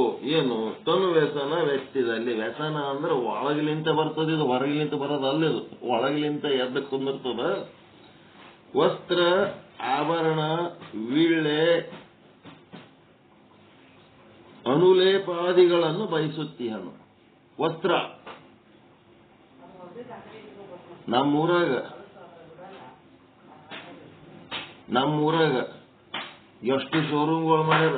ಬಟ್ಟಿವೆ ಎಲ್ಲ ಬಟ್ಟಿನೇ. ಸೀರೆ, ಬಟ್ಟಿ, ಆ ಬಟ್ಟಿ, ಈ ಬಟ್ಟಿ, ಕೋಟ, ಪ್ಯಾಂಟ್, ಒಳ್ಳೆ ಲಗ್ನ ಬಟ್ಟಿಗಳಿದ್ದಂಗ ಅಂತವೆಲ್ಲ ಶೋರೂಮ್ಗಳೊಂದು 10 ಶೋರೂಮ್ ತಯಾರಾಗ್ಯಾವ. ಒಂದು ಶೋರೂಮು ಖಾಲಿ ಇಲ್ಲ, ಎಲ್ಲ ಶೋರೂಮು ಬಿಜಿ. ಅಷ್ಟು ಮಂದಿ ಒಳಗೆ ಹೊಕ್ಕೊಂಡು ತೊಳಕತ್ತಾರ. ಏನ್ ತಗೋತಾರೋ ಏನ್ ಮಾಡ್ತಾರೋ, ಇಷ್ಟೊಂದು ತಗೊಂಡು ಏನ್ ಮಾಡ್ತಾರೇನು? ಬಜಾರ್ದಂತ ತಿಪ್ಪಿ ಎಲ್ಲ ತಗೊಂಡು ಮನೆಗೆ ಹಾಕೊಳ್ಳೋ. ಅವ್ರ ತಿಪ್ಪಿ ತಯಾರು ಮಾಡಿ ಕೊಡ್ತಿರ್ತಾರೆ, ಅವ್ರ ಮನೆಗೆ ಹಾಕೊಂಡ್ ಬಿಡ್ತಾರೆ. ಯಾವಾಗ ಉಟ್ಕೋಬೇಕು? ಎಂದ್ ಉಟ್ಕೋಬೇಕು? ಎಷ್ಟು ಬಟ್ಟಿ ಖರೀದಿ ಮಾಡ್ತಾರ? ಅವೇನ್ ಹಳಿ ಬಟ್ಟಿ ಅಂದ್ರೆ ಈಗ ತಗೊಂಡು ರಾತ್ರಿ ತಗೊಂಡು ಹೋದ್ರ ಮರುದಿನ ಒಂದಿನ ಉಟ್ಕೋತಾರ, ಮರುದಿನ ಹಳಿ ಬಟ್ಟೆ ಆತ. ಅವೇನು? ಹಿಂಗಾಗಿ ಇಲ್ಲಿ ತನು ವ್ಯಸನ ಅಂತಂದ್ರೆ ಅದು ವಸ್ತ್ರ, ಬಟ್ಟೆ ಮತ್ತ ಆಭರಣಗಳು. ಬಂಗಾರ, ಬೆಳ್ಳಿ ಆಭರಣಗಳು ಬೇಕು ಅಂತ. ಇಬ್ಬರು ಹೆಣ್ಮಕ್ಳು ಮಣಗಟ್ಲೆ ಬಂಗಾರ ಮೈ ಮೇಲೆ ಹಾಕೊಂಡು ಕೂತಿದ್ರಂತ. ಆದ್ರೂ ಒಬ್ಬರು ನೋಡಿ ಒಬ್ಬರು ಸಂಗಡ ಪಡ್ಲಕತ್ತಿದ್ರ. ವ್ಯಸನ, ಮತ್ತೇನದು ವ್ಯಸನ? ಬಟ್ಟಿನೂ ಭಾರಿ ಭಾರಿ ಕಾಸ್ಟ್ಲಿ ಬಟ್ಟಿ ಹಾಕೊಂಡಾರ, ಒಬ್ಬರದೊಬ್ಬರು ನೋಡಿ ಸಂಗಡ ಪಡ್ಲಕತ್ತಾರ. ಎದಕ್ಕಂತಂದ್ರೆ ಇವಳೇನು ನಾರಿಯೋ ಆಭರಣಗಳ ಲಾರಿಯೋ ಅಂದ ಅಷ್ಟು ಬಟ್ಟೆ ಆಭರಣ ಹಾಕೊಂಡಿದ್ಳು ಅಂತ. ಲಾರಿ ಗಟ್ಲೆ ಹಾಕೊಂಡಿದ್ಳು ಅಂತ. ಅಂತದ್ದು ಅಷ್ಟ ಹಾಕೊಂಡ್ರು ಏನಾಗ್ತದ? ಒಬ್ರಿಗೊಬ್ರು ಸಮಾಧಾನ ಇಲ್ಲ. ಯಾಕೆ ಸಮಾಧಾನ ಇಲ್ಲ? ಕಾಸ್ಟ್ಲಿ ಬಟ್ಟೆ ಹಾಕೊಂಡ್ರು ಸಮಾಧಾನ ಇಲ್ಲ, ಜಗ್ಗಿ ಆಭರಣ ಹಾಕೊಂಡ್ರು ಸಮಾಧಾನ ಇಲ್ಲ. ಯಾಕಿಲ್ಲ ಅವರಿಗೆ? ಅವ್ರ ಡಿಸೈನ್ ಇವ್ರ ಬಲ್ಲಿಲ್ಲ, ಇವ್ರ ಡಿಸೈನ್ ಅವ್ರ ಬಲ್ಲಿಲ್ಲ. ತಾವು ಹಾಕೊಂಡ ಡಿಸೈನ್ ತಮಗೆ ಚಲೋ ಅನಿಸ್ತಾ ಇಲ್ಲ, ಇನ್ನೊಬ್ರು ಹಾಕೊಂಡ ಡಿಸೈನ್ ಭಾರಿ ಅನಿಸ್ಲಕತ್ತು. ಮತ್ತ ನಾನೇನ್ ಕಡಿಮೆ, ಯಾಕೆ ಎಲ್ಲಿ ಹೆಂಗ್ ಕೇಳ್ಬೇಕು? ಈ ಆಭರಣ ಎಲ್ಲಿ ಮಾಡ್ಸಾಳ ಅಂತ ಕೇಳ್ಬೇಕು, ಈ ಬಟ್ಟಿ ಎಲ್ಲಿ ತಗೊಂಡಾಳ ಅಂತ ಕೇಳ್ಬೇಕು. ಅದು ಇನ್ಫಾರ್ಮೇಶನ್ ಮತ್ತೆ ಇಂಡೈರೆಕ್ಟ್ ಆಗಿ ಬೇರೆಯವ್ರಲಿಂತ ತಗೋತಾರ. ತಗೊಂಡು ಇವರು ಮರುದಿನ ಅಲ್ಲಿಗೆ ಹೋಗ್ತಾರ. ಅಲ್ಲಿ ಹೋಗಿ ಆ ಡಿಸೈನ್ ಮಾಡಿ ಹಾಕೋತಾರೆ. ಏನಾಯ್ತು? ಆಭರಣ, ವಸ್ತ್ರ ಮತ್ತೆ ವೀಳ್ಳೆ, ಇವೇನು ಎಲಿ ಗುಟಕ ಪಟಕ ಚಂತನ ಬಾಯಾಗ ತಿನ್ಕೋತ ಅಲ್ಲಿ ಇಲ್ಲಿ ಉಳ್ಕೋತ ಗಾಡಿ ಮೇಲೆ ಹೋಗಾಗ ಹಿಂದೆ ಯಾರು ಗಾಡಿ ತಗೊಂಡ್ ಬರ್ಲಕತ್ತಾರ, ಸಾಚಿ ಉಗಳೇ ಬಿಡ್ತಾರ ಬಾಕ. ಪಾನ ತಿನ್ನೋರು ಎಲ್ಲಿ ಬೇಕಲ್ಲೇ ಉಗುಳ್ತಾರ, ಎಲ್ಲಿ ಬೇಕಲ್ಲೇ ಉಗುಳ್ತಾರ, ಎಲ್ಲಿ ಬೇಕಲ್ಲೇ ಉಗುಳ್ತಾರ. ಅದಕ್ಕೆ ಅವ್ರು ಏನ್ ಮಾಡಿದ್ರು, ಆ ಪಾನ ತಿನ್ನೋ ಜಾಗದಾಗ ದೇವರ ಮೂರ್ತಿಗಳು ಫೋಟೋಗಳು ಇಟ್ರೆ ಉಗಳಲ್ಲ ಅಂತ ತಿಳ್ಕೊಂಡು ಅಲ್ಲಿ ದೇವ್ರದವ್ ಟೈಲ್ಸು ಅವು ಇವು ಫಿಟ್ ಮಾಡಿದ್ರು. ಈ ದೇಶದಾಗ ಏನು ಎಲ್ಲರಿಗೆ ಒಂದೇ ದೇವ್ರದೇನು? ಹಿಂದೂ ದೇವ್ರ ಚಿತ್ರಕ್ಕೆ ಮುಸ್ಲಿಮರು ಉಗಳಿದ್ರು, ಮುಸ್ಲಿಂ ದೇವ್ರ ಚಿತ್ರಕ್ಕೆ ಹಿಂದೂಗಳು ಉಗಳಿದ್ರು. ಉಗಳದಂತೂ ಉಗಳದೆ ಹೆಂಗೆ ಹೆಂಗದು ಮತ್ತ ಬಾಯಾಗ ಯಾವಾಗನು ಏನಾರ ತಿನ್ಕೋತಿರೋದು. ಮತ್ತೆ ಯಾವಾಗ ಹೇಳಿದ್ರು ವೀಳ್ಯ ಆದ್ಮೇಲೆ ಅನುಲೇಪಾದಿಗಳು. ಅನುಲೇಪ ಅಂತಂದ್ರ ಎಲ್ಲ ಇವಕ್ಕೆಲ್ಲ ಸೇಂಟ್ ಹಾಕೊಳ್ಳೋದು, ಮುಖಕ್ಕೆಲ್ಲ ಫೌಂಡೇಶನ್. ನಾವು ಬಿಲ್ಡಿಂಗಿಗೆ ಫೌಂಡೇಶನ್ ಹಾಕ್ತಾರಂತ ಕೇಳಿದ್ದೆವು. ಯಾವ್ದಾರ ಬಿಲ್ಡಿಂಗ್ ಕಟ್ಟೋರು ಫೌಂಡೇಶನ್, ಇವ್ರು ಮಾರಿಗೆ ಫೌಂಡೇಶನ್ ಹಾಕೋತಾರಂತ. ಎಷ್ಟರ ತೆಗ್ಗ ಹೊಡ್ಡ ಸೊಟ್ಟ ಪಾಟ ಏನಿದ್ರು ಸಹಿತ ಅದಕ್ಕೆ ಫೌಂಡೇಶನ್ ಹಾಕಿ ಒಂದು ಲೆವೆಲ್ ಮಾಡ್ಕೋತಾರಂತ. ಮೊದಲು ಒಳ್ಳೆ ಚಂಡ್ ಮಾಡ್ದಂಗ್ ಮಾಡ್ತಾರ ಅದಕ್ಕೆ ಮಾರಿ ಮಾಡಿ ಅದ್ರ ಮ್ಯಾಲೊಂದು ಮಿಂಚನ್ನ ಪ್ಲಾಸ್ಟಿಕ್ ನಂತದ್ ಏನೋ ಹಚ್ಕೊಂಡ್ಬಿಡ್ತಾರ. ಮಿಂಚಾನ ಮಿಂಚ್ ಹಂಗ ಹಚ್ಕೊಂಡು ಹೊಂಟು ಬಿಡ್ತಾರ ಅವ್ರು. ಅನುಲೇಪಾದಿಗಳು ಅಂತದ್ರದೇ ಒಂದು ದೊಡ್ಡದು ಬಜಾರ್ದಾಗ ಬ್ಯೂಟಿ ಪಾರ್ಲರ್ ಹೆಂಗಿರ್ತದೆ, ಈಗ ಒಬ್ಬೊಬ್ಬರು ಮನೆಯೊಳಗೆ ಒಂದೊಂದು ಬ್ಯೂಟಿ ಪಾರ್ಲರ್ ಸೆಟ್ ಮಾಡಿ ಇಟ್ಕೊಂಡ್ಬಿಟ್ಟಾರ. ಹಚ್ಕೊಳ್ಳೋದು ತಯಾರಾತೀನಿ. ಏನ್ ತಯಾರಾಗ್ತಾರ ಅಂದ್ರೆ ಇಂಥವೇ ಮಾಡ್ತಿರ್ತಾರ. ಒಬ್ಬ ಹೆಣ್ಮಗಳು ತೂಕ ನೋಡ್ಲಕ್ ಹೋಗಿದ್ರು.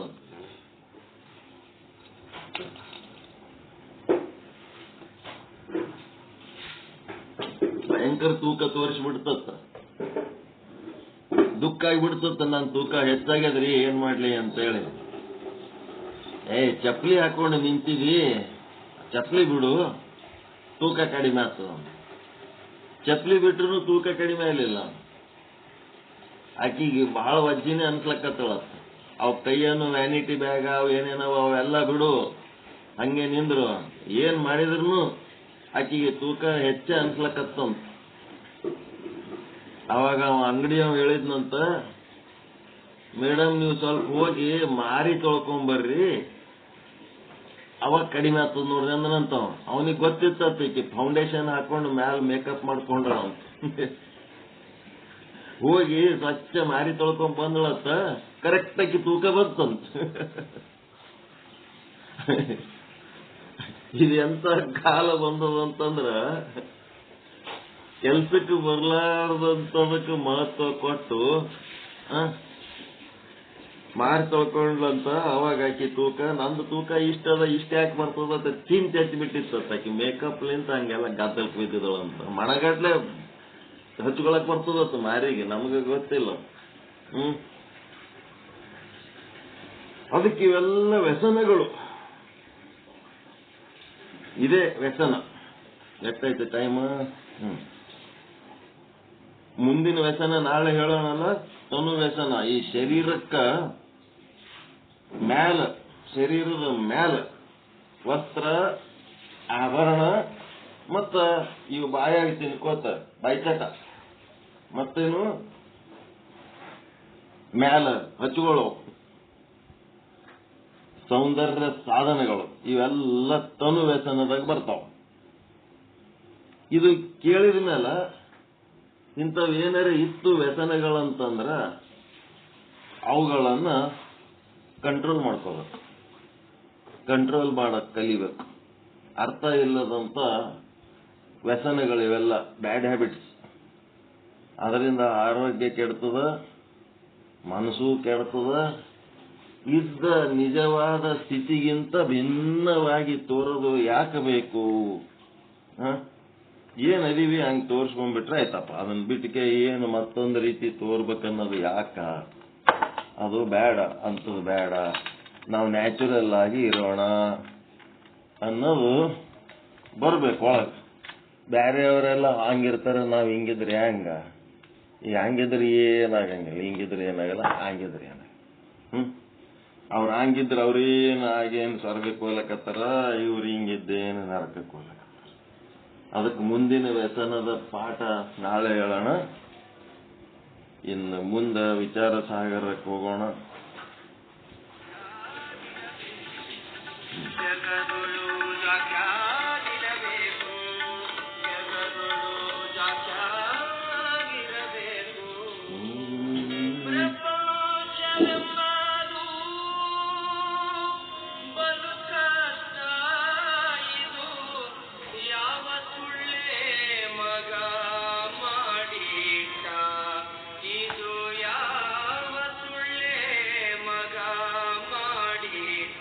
ಬಲು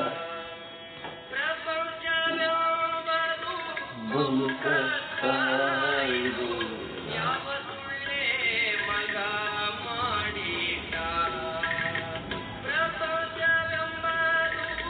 ಬಲು ಕಷ್ಟ ಇದು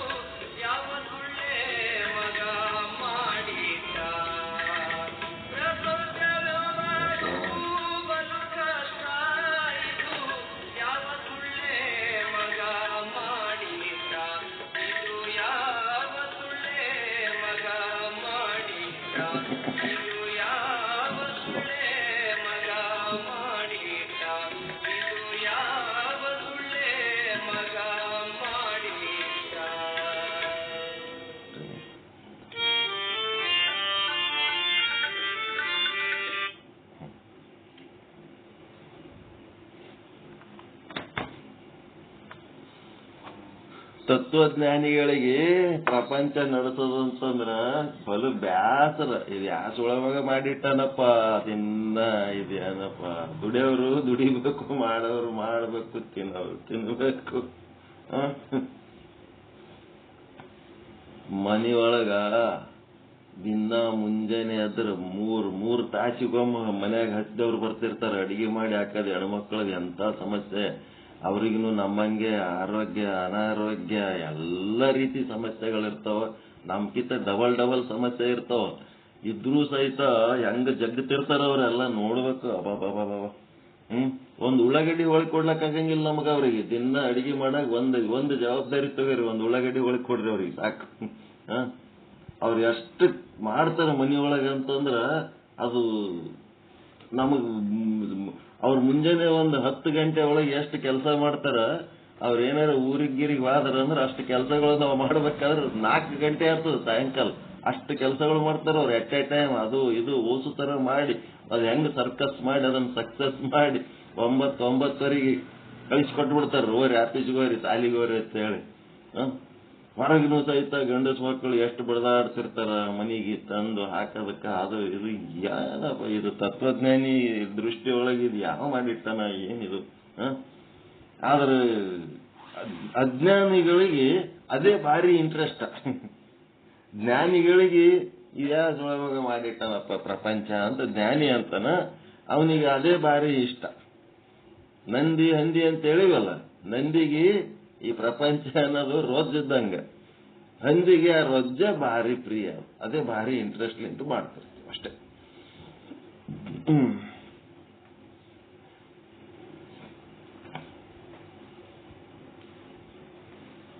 ಈಗ ಶ್ರೀ ವಿಚಾರ ಸಾಗರ ಸಾಧು ನಿಶ್ಚಲ್ ದಾಸ್ಜಿಯವರ ಕೃತಿ ತರಂಗ 5 ಮಧ್ಯಮ ಅಧಿಕಾರಿ ಅದೃಷ್ಟಿ ಮಹಾರಾಜರ ಜೊತೆಗೆ ಸಂವಾದ 261ನೇ ವಿಷಯಾಂಕ ಇಂದ್ರಿಯ ಆತ್ಮವಾದ. ಅದನ್ನ ನಿನ್ನೆ ಖಂಡನ ಮಾಡಿ ಆಯ್ತು. ಇಂದ್ರಿಯನೇ ಆತ್ಮ ಅಲ್ಲ. ಇಂದ್ರಿಯಗಳು ಯಾವುದು ಇಲ್ಲದಿದ್ದರೆ ಮರಣವೇ ಸಂಭವಿಸುತ್ತದೆ. ಅದಕ್ಕೆ ಆತ್ಮ ಅಂತರ. ಇಂದ್ರಿಯಗಳು ಹೋದ್ರ ಮರಣ ಸಂಭವಿಸ್ತದೇನ್ರಿ? ಇಂದ್ರಿಯಗಳು ಇದ್ದದ್ದಕ್ಕೆ ನಾನು ನೋಡುತ್ತೇನೆ, ನಾನು ಮಾಡುತ್ತೇನೆ ಅಂತೇಳಿ ಬರ್ತದ. ಇಂದ್ರಿಯನೇ ಇಲ್ಲ ಅಂತಂದ್ರೆ ಏನ್ ಮಾಡ್ತೀರಿ, ಏನ್ ನೋಡ್ತೀರಿ ಅಂತೇಳಿ ಹಿಂಗೆಲ್ಲ ಹೇಳ್ತಾರಲ್ಲ, ಅವೆಲ್ಲ ಸುಳ್ಳು ಮಾತು. ಆ ಇಂದ್ರಿಯಗಳಿಗೆ ಮೀರಿದ ವಿಷಯ ಕೂಡ ಒಂದು ಆದ ಆತ್ಮ ಅಂತೇಳಿ ಯಾವ ರೀತಿ ವಾಸವದ ತಾಳ ಇಂದ್ರಿಯಗಳೆಲ್ಲ ಕತ್ತರಿಸಿ ಹೋದ್ಮೇಲೂ ಆಕಿ ಬದುಕಿ ಒಂದು ಧರ್ಮದ ವಿಶ್ವಗುರು ಆತಾಳಲ್ಲ ಆ ತಾಯಿ, ಹಂಗೆ ಈಗ ಇಂದ್ರಿಯಗಳೇ ಮುಖ್ಯ ವಸ್ತುಗಳು ಅಲ್ಲ, ಆತ್ಮ ಆದ ಅಂತ ಇಂದ್ರಿಯಗಳದಾವ. ಇಂದ್ರಿಯಗಳ ಅದವ ಅಂತೇಳೇನ ಆತ್ಮ ಅದ ಏನು ಅಂತೇಳಿ ದೇಹ ಮತ್ತು ಇಂದ್ರಿಯಗಳನ್ನು ದಾಟಿ ಈಗೇನ್ ಮಾಡ್ಲಕತ್ತೀವಿ? ಇಂದ್ರಿಯಗಳು ಎದ್ರಾಗ ಬರ್ತಾವ? ಸ್ಥೂಲ ಶರೀರದಾಗ ಬರ್ತಾವ, ಸೂಕ್ಷ್ಮ ಶರೀರದಾಗ ಬರ್ತಾವ?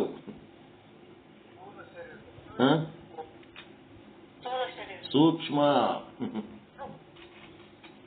ಶರೀರನೇ.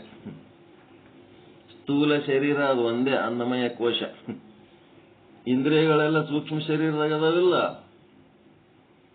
ಪಂಚ ಜ್ಞಾನೇಂದ್ರಿಯಗಳು, ಪಂಚ ಕರ್ಮೇಂದ್ರಿಯಗಳು, ಪಂಚವಾಯುಗಳು, 17 ತತ್ವ, ಮನ ಬುದ್ಧಿ. ಸೂಕ್ಷ್ಮ ಶರೀರ. ಸ್ಥೂಲ ಶರೀರದಿಂದ ಸೂಕ್ಷ್ಮ ಶರೀರಕ್ಕೆ ಬಂದಿರಿ. ನಾವೇನಂತಿದ್ದೆವು? ಸ್ಥೂಲ ಶರೀರಕ್ಕ ವಿರಾಟ ಅಂತಿದ್ದೆವು, ಸೂಕ್ಷ್ಮ ಶರೀರಕ್ಕ ಹಿರಣ್ಯ ಗರ್ಭ ಅಂತಿದ್ದೆವು. ಇಲ್ಲಿ ಹಿರಣ್ಯ ಗರ್ಭ ಎಲ್ಲಪ್ಪ ಅಂತಂದ್ರ ಪ್ರಾಣಕ್ಕಂತಾರ ಹಿರಣ್ಯ ಗರ್ಭ ಅಂತ, ಇಂದ್ರಿಯಕ್ಕನಂಗಿಲ್ಲ. ಅದಕ್ಕೆ ಇಲ್ಲಿ ಹಿರಣ್ಯ ಗರ್ಭೋಪಾಸಕರ ಮತ ಅಂದ್ರೆ ಪ್ರಾಣವೇ ಆತ್ಮ. ಪಂಚಕೋಶಗಳಲ್ಲಿ ಸೂಕ್ಷ್ಮ ಶರೀರ ಅಂದ್ರೆ ಇಂದ್ರಿಯಗಳು ಬರ್ತವ, ಮನ ಬರ್ತದ, ಬುದ್ಧಿ ಬರ್ತದ, ಪ್ರಾಣ ಬರ್ತದ, ಎಲ್ಲಾನು ಇದ್ರಾಗೆ ಬರ್ತದ. ಹೀಗಾಗಿ ಇದ್ರಾಗ ಹಿರಣ್ಯ ಗರ್ಭ ಅಂತ ಯಾವ ಭಾಗಕ್ಕಂತಾರಂದ್ರ ಪ್ರಾಣಕ್ಕಂತಾರೆ. ಇಲ್ಲೇನಾಯ್ತು, ಪ್ರಾಣವೇ ಆತ್ಮ ಅಂತಂದ್ರು. ಪ್ರಾಣ ಅಂತಂದ್ರೆ ಏನು? ಇವೇ ದಶವಾಯುಗಳು ಹೇಳೋದಲ್ಲ ಚನ್ನಬಸವಣ್ಣವರು. ಯಾವ? ಪ್ರಾಣವಾಯು, ಉದಾನವಾಯು, ಸಮಾನವಾಯು, ವ್ಯಾನವಾಯು, ಅಪಾನವಾಯು, ನಾಗವಾಯು, ದೇವದತ್ತ ವಾಯು, ಧನಂಜಯ, ಕೃಕರ, ಕೂರ್ಮ, ಈ ವಾಯುಗಳೇ ಇವು ಒಳಗ ಓಡಾಡ್ಲಕತ್ತವ, ಒಳಗ ಹರಿದಾಡ್ಲಕತ್ತವ ಅಂತೇಳಿ ಇಲ್ಲಿ ನಮ್ಮದು ಜೀವನ ನಡೆದದ. ಅದಕ್ಕೆ ಪ್ರಾಣವಾಯು ಏನಾರ ಹಾದು ಅಂತಂದ್ರ ಸತ್ತು ಹೋಗ್ಬಿಡ್ತೀವಿ. ಅದ್ರ ಸಲುವಾಗಿ ಇವೇ ಆತ್ಮ ಅಂದ್ಬಿಟ್ರು. ಪ್ರಾಣ ಈಗ ಬಸ್, ಲಾರಿ, ಗಾಡಿ ಮೇಲೆ ಓದ್ತಿರ್ತೀರಿ, ಪಂಚರ್ ಆಯ್ತು, ಹವಾ ಹೋಯ್ತಂದ್ರ ಅದು ಎದ್ರ ಮೇಲೆ ನಡೆದಿರ್ತದೆ, ಎಲ್ಲ ವಜ್ಜಿ ಯಾರು ಹೊತ್ಕೊಂಡು ಹೊಂಟಾರ? ಗಾಳಿನೇ ಹೊತ್ಕೊಂಡದ. ಅದಕ್ಕೆ ವಾಯುದೇವರು ಅಂತಾರ. ಆ ವಾಯುದೇವರ ತತ್ವನೇ ಒಂದು ಏನಪ್ಪ, ಆದಿಶೇಷ, ಅದು ವಾಯುದೇವ. ಆ ವಾಯುದೇವನ ತಲೆ ಮೇಲೆ ಇದು ಭೂಮಿ ಚೆಂಡಿದ್ದಂಗದ ಅಂತ. ಆದಿಶೇಷನ ತಲೆ ಮೇಲೆ ಚೆಂಡಿದ್ದಂಗದ ಅಂತಂದ್ರೇನು? ಆ ವಾಯು ಏನ್ ಮಾಡಿದ, ಇದನ್ನ ಹೊತ್ಕೊಂಡ್ ನಿಂತದ. ಆದಿಶೇಷನ ತಲೆ ಮೇಲೆ ಅಂದ್ರೆ ಆದಿಶೇಷ ಇದನ್ನ ಹೊತ್ಕೊಂಡ್ ನಿಂತದ. ಹಿಂಗಾಗಿ ಇದೆಲ್ಲ ಹೊತ್ಕೊಂಡ್ ನಿಂತದ್ದು ಎದರಿಂದ ಅಂತಂದ್ರೆ ಈ ಪ್ರಾಣದಿಂದ. ಎಲ್ಲ ವಾಯುವಿಗೆ ಪ್ರಾಣ ಅಂತ ಒಂದು ಕಾಮನ್ ಆಗಿ ಶಬ್ದ ಬಳಸ್ತಾರ. ಹೀಗಾಗಿ ಹಿರಣ್ಯ ಗರ್ಭೋಪಾಸಕರು ಪ್ರಾಣವೇ ಆತ್ಮ ಅಂತ ಹೇಳಿದರು. ಪ್ರಾಣನೇ ಅದೇಂಗ ಆತ್ಮ ಆಗ್ತದ ಅಂತೇಳಿ ಅದನ್ನ ಖಂಡಿಸಬೇಕು. ಮೊದಲು ಅದು ಹ್ಯಾಂಗ್ ಹೇಳಿದ್ರು, ಏನ್ ಹೇಳಿದ್ರು ತಿಳ್ಕೋಬೇಕು. ಅದಕ್ಕಿಂತ ಮುಂಚೆ ಇಂದ್ರಿಯಗಳೇ ಆತ್ಮ ಅಂತಂದ್ರೆ ಅಲ್ಲಿ 3 ಸೂತ್ರಗಳು ಕೊಟ್ಟಿದ್ರು. ಏನ್ ಸೂತ್ರಗಳು? ಯಾವುದರ ಇರುವಿಕೆಯಿಂದ ಇಂದ್ರಿಯ ವ್ಯವಹಾರಗಳು ಸಂಭವಿಸುತ್ತವೆಯೋ, 1ನೇ ಸೂತ್ರ. 2ನೇ ಸೂತ್ರ, ಯಾವುದರ ಇಲ್ಲದಿರುವಿಕೆಯಿಂದ ಮರಣವೇ ಸಂಭವಿಸುತ್ತದೆ. ಹೌದು, ಆತ್ಮ ಇದ್ದದ್ದಕ್ಕೆ ಇಂದ್ರಿಯಗಳು ವ್ಯವಹಾರ ಮಾಡ್ಲಕತ್ತಾವ ಅಂತೇಳಿಕೆ ಇಂದ್ರಿಯಗಳಿಗೆ ಆತ್ಮ ಅನ್ಲಕ್ ಬರ್ತದೇನು? ಒಂದು ಮ್ಯಾಚ್ ಮಾಡ್ತಾರ ಅದಕ್ಕ, ಇನ್ನೆರಡು ಅದಕ್ಕ ಉಲ್ಟಾ ಹೊಡಿತಾರ. ಅಲ್ಲಿ ಈಗೇನಾಯ್ತು? ಯಾವುದರ ಇಲ್ಲದಿರುವಿಕೆಯಿಂದ ಮರಣವೇ ಸಂಭವಿಸುತ್ತದೆ. ಅದಕ್ಕೆ ಆತ್ಮ ಅಂತಾರ. ಆತ್ಮಸೂತ್ರ. ಏನ್ ಇಂದ್ರಿಯಗಳು ಇಲ್ಲದಿದ್ದರೆ ಮರಣ ಸಂಭವಿಸ್ತದೇನು? ಇಂದ್ರಿಯಗಳ ಕತ್ತರಿಸೋಗಿದ್ರೆ ಮರಣ ಸಂಭವಿಸ್ತದೇನ್ರಿ? ಇಲ್ಲ. ಹೀಗಾಗಿ ಆ ಇಂದ್ರಿಯವೇ ಆತ್ಮ ಅಲ್ಲ. ಮತ್ತಲ್ಲೇನ್ ಹೇಳ್ತಾರ? ಯಾವುದರ ಇರುವಿಕೆಯಿಂದ ನಾನು ನೋಡುತ್ತೇನೆ, ನಾನು ಕೇಳುತ್ತೇನೆ ಅಂತೇಳಿ ಅಹಂ ಅಂತ ಒಂದೇನದಲ್ಲ, ನಾನು ಅನ್ನೋದು. ಆ ನಾನು ಅನ್ನೋದಕ್ಕ ಇಂದ್ರಿಯಗಳ ಆಧಾರ ಆಗ್ಯಾವ, ಏನು ಆತ್ಮ ಆಧಾರ ಆಗ್ಯದ?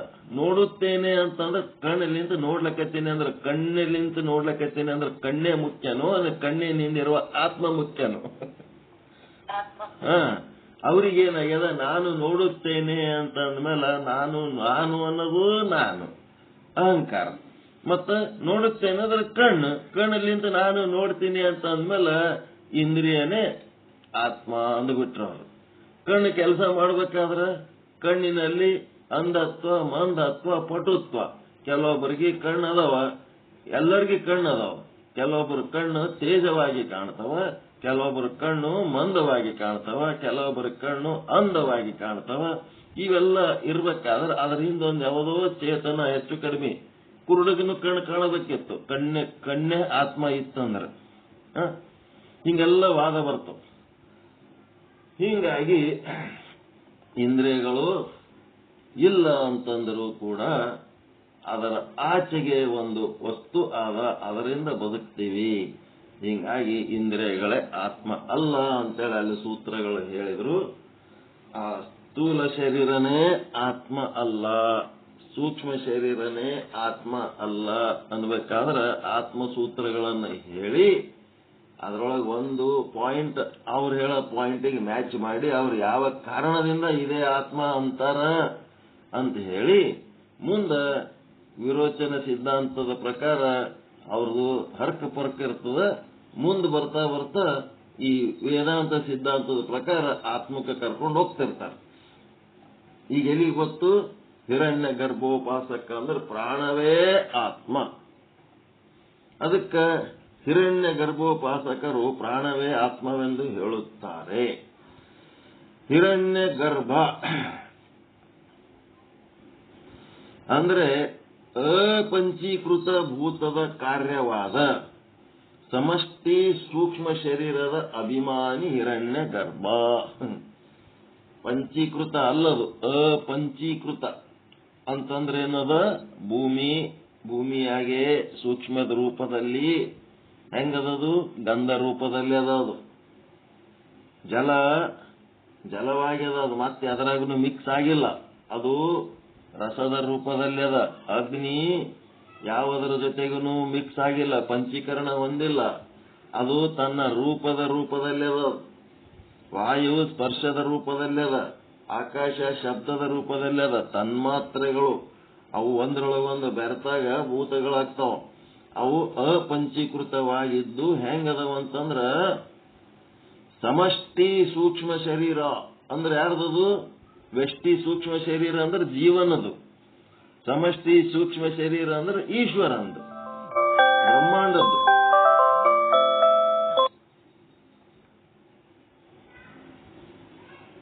ಅದಕ್ಕೆ ಇದು ಬರ್ಕೋಬೇಕು. ಹಿರಣ್ಯ ಗರ್ಭ ಅಂದ್ರೆ ಎದಕ್ಕಂತಾರ ಅಂತ. ಅಪಂಚೀಕೃತ ಅನ್ನೋ ಶಬ್ದ ಅರ್ಥ ಆಗ್ಯದ. ಅಪಂಚೀಕೃತ ಭೂತದ ಕಾರ್ಯ, ಪಂಚೀಕೃತ ಭೂತಗಳಲ್ಲ, ಅಪಂಚೀಕೃತ ತನ್ಮಾತ್ರೆಗಳ ಮಟ್ಟದಲ್ಲೇ ಇರ್ತವವು. ಅದು ಅರ್ಥ ಆಯ್ತು. ಇದು ವ್ಯಷ್ಟಿ ಸೂಕ್ಷ್ಮ ಶರೀರ ಅಲ್ಲ, ಸಮಷ್ಟಿ ಸೂಕ್ಷ್ಮ ಶರೀರದ ಅಭಿಮಾನಿ ಹಿರಣ್ಯ ಗರ್ಭ.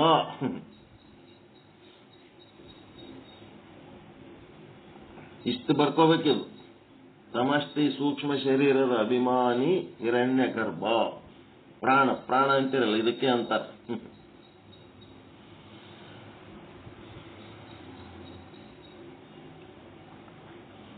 ಇದ್ರದ್ದು ಬಿಡಿಸಿ ಬರ್ಕೊಂಡ್ರೆ ಇದು ಅಪಂಚೀಕೃತ ಭೂತದ ಕಾರ್ಯವಾದ ಸಮಷ್ಟಿ ಸೂಕ್ಷ್ಮ ಶರೀರದ ಅಭಿಮಾನಿಯೇ ಹಿರಣ್ಯ ಗರ್ಭ ಅಂತೇಳಿ ವಾಕ್ಯ ಬರ್ಕೊಂಡ್ರಿ. ಏನ್ ಸುಮ್ ಕೇಳಿ ಬಿಟ್ಟು ಬಿಡ್ತೀರ? ಬರ್ಕೋರಿ ಅಂತಂದ್ರೆ ಮತ್ತೆ ಇನ್ನೊಂದ್ಸರಿ ಬರ್ಕೊಂಡ್ ಯಾರೋ ಗಟ್ಲೆ ಗಪ್ಪ ಬರ್ಕೊಡ್ತೀರ. ಹೆಂಗ ಬರ್ಕೋಬೇಕು? ಬರ್ಕೋ ಅಂದ್ರೆ ಬರ್ಕೋಬೇಕು. ಪ್ಲೀಸ್ ನೋಟ್ ಡೌನ್ ಅಂತ ಹೇಳ್ಬೇಕಾ? ಏನ್ ಇಂಗ್ಲಿಷ್ನಾಗ? ಕನ್ನಡದಾಗ ಹೇಳಿದ್ರೆ ತಿಳಿಯಲೇನು. ಅದಕ್ಕೆ ಅಪಂಚೀಕೃತ ಭೂತದ ಕಾರ್ಯವಾದ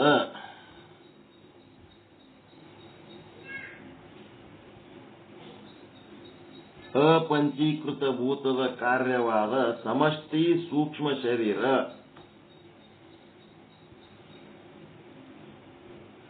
ಸಮಷ್ಟಿ ಸೂಕ್ಷ್ಮ ಶರೀರದ ಅಭಿಮಾನಿ ಹಿರಣ್ಯ ಗರ್ಭ. ಇಷ್ಟು ಬರ್ಕೋಬೇಕು. ಸಮಷ್ಟಿ ಸೂಕ್ಷ್ಮ ಶರೀರ ಅಭಿಮಾನಿ, ಶರೀರಾಭಿಮಾನಿನೇ ಹಿರಣ್ಯ ಗರ್ಭ. ಇದು ಸ್ಪಷ್ಟವಾಗಿ ತಿಳಿದಿರಲ್ಲ. ನಾ ತಿಳಿಸಿ ಹೇಳಿನಿ ಅಂದ್ರೂ ನಿಮಗೆ ತಿಳಿದಿರಲ್ಲ. ಅದಕ್ಕೆ ಅವ್ರು ಮತ್ತ ಬಿಡಿಸಿ ಹೇಳ್ತಾರೆ. ಸಮಷ್ಟಿ ಸೂಕ್ಷ್ಮ ದೇಹ ಅಂದ್ರೆ ವ್ಯಷ್ಟಿ ಸಮಷ್ಟಿ. ಸಮಷ್ಟಿ ಎದರ್ಲಿಂತ ಆಗ್ಯದ?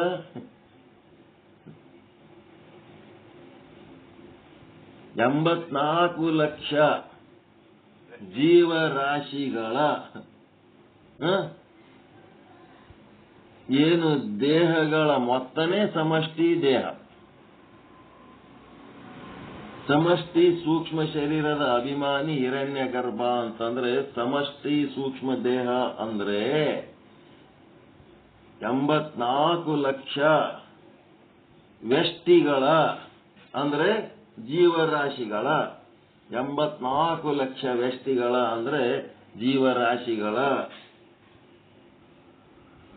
84 ಲಕ್ಷ ಎಲ್ಲರ ಸಮಸ್ತ ಎಲ್ಲರ ಸೂಕ್ಷ್ಮ ದೇಹದಿಂದ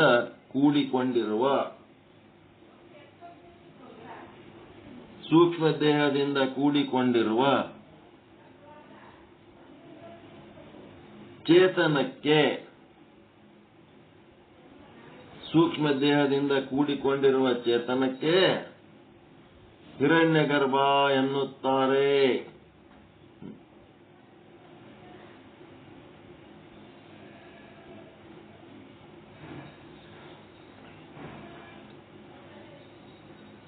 ಇದಕ್ಕ ಉಪಾಸಕ ಏನ್ ಮಾಡ್ತಾನ, ಉಪಾಸನೆ ಮಾಡ್ತಾನಲ್ಲ ಧ್ಯಾನ ಮಾಡುವಾಗ, ಉಪಾಸಕನ್ ದೇವರಿದು ಹಿರಣ್ಯಗರ್ಭ. ಅದನ್ನೇ ಪರಮಾತ್ಮ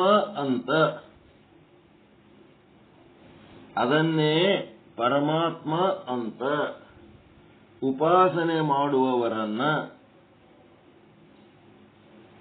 ಈ ಒಂದು ಪ್ರಾಣವನ್ನೇ ಪರಮಾತ್ಮ ಅಂತೇಳಿ ಉಪಾಸನೆ ಮಾಡುವವರನ್ನ ಏನಂತಾರಪ್ಪ ಅಂದ್ರ ಹಿರಣ್ಯ ಗರ್ಭೋಪಾಸಕರು.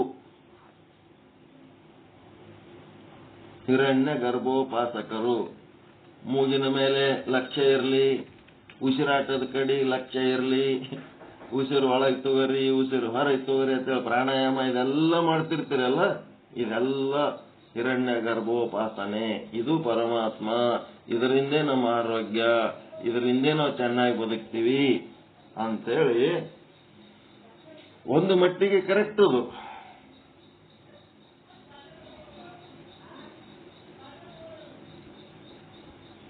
ಒಂದು ಮಟ್ಟಿಗೆ ಕರೆಕ್ಟ್.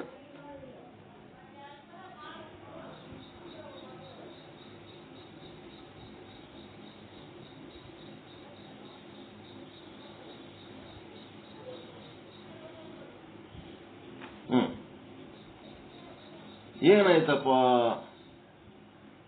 ಒಂದು ಮಟ್ಟಿಗೆ ಕರೆಕ್ಟ್. ಆರೋಗ್ಯವಾಗಿರೋದಕ್ಕ ಆಕ್ಸಿಜನ್ ಬೇಕು, ಮತ್ತೆ ಗ್ಲೂಕೋಸ್ ಬೇಕು. ಗ್ಲೂಕೋಸ್ ಎದರಿಂದ ಸಿಗ್ತದ? ರಸ ಅಂತಾರ ಅದಕ್ಕೆ, ರಸ ಗ್ಲೂಕೋಸ್. ನಾವು ಉಂಡ ಅನ್ನದಿಂದ ಸಿಗ್ತದ. ಅನ್ನಮಯ ಶರೀರಕ್ಕೆ ಅನ್ನದಿಂದ ಗ್ಲೂಕೋಸ್ ಸಿಗ್ತದ. ನಮ್ದೇನು ಉಸಿರಾಟ ಮಾಡ್ತೀವಿ ಆ ಉಸಿರಾಟದಿಂದ ಆಕ್ಸಿಜನ್ ಸಿಗ್ತದ. ಒಂದು ಮಟ್ಟಿಗೆ ಅದು ಕರೆಕ್ಟ್. ಮತ್ತ ಇವ ಏನಂತಾನ, ಹಿರಣ್ಯ ಗರ್ಭೋಪಾಸಕ, ಅವನು ಪ್ರಾಣವೇ ಆತ್ಮ ಅಂತೇನು ಹೇಳ್ತಾನಲ್ಲ, ಅವನು ವಾದ ಏನದ ಅಂತಂದ್ರ ಮರಣ ಕಾಲದಲ್ಲಿ ಮೂರ್ಛೆ ಉಂಟಾಗುವುದು. ಯಾವಾಗ ಮೂರ್ಛೆ ಉಂಟಾಗುವುದು ಏನಾಗ್ತದೆ? ಮರಣ ಕಾಲದಲ್ಲಿ ಮೂರ್ಛೆ ಉಂಟಾಗ್ತದೆ. ಮೂರ್ಛೆ ಉಂಟಾದಾಗ, ಮರಣ ಕಾಲದಲ್ಲಿ ಯಾವಾಗ ಮೂರ್ಛೆ ಉಂಟಾಗುವುದೋ ಆವಾಗ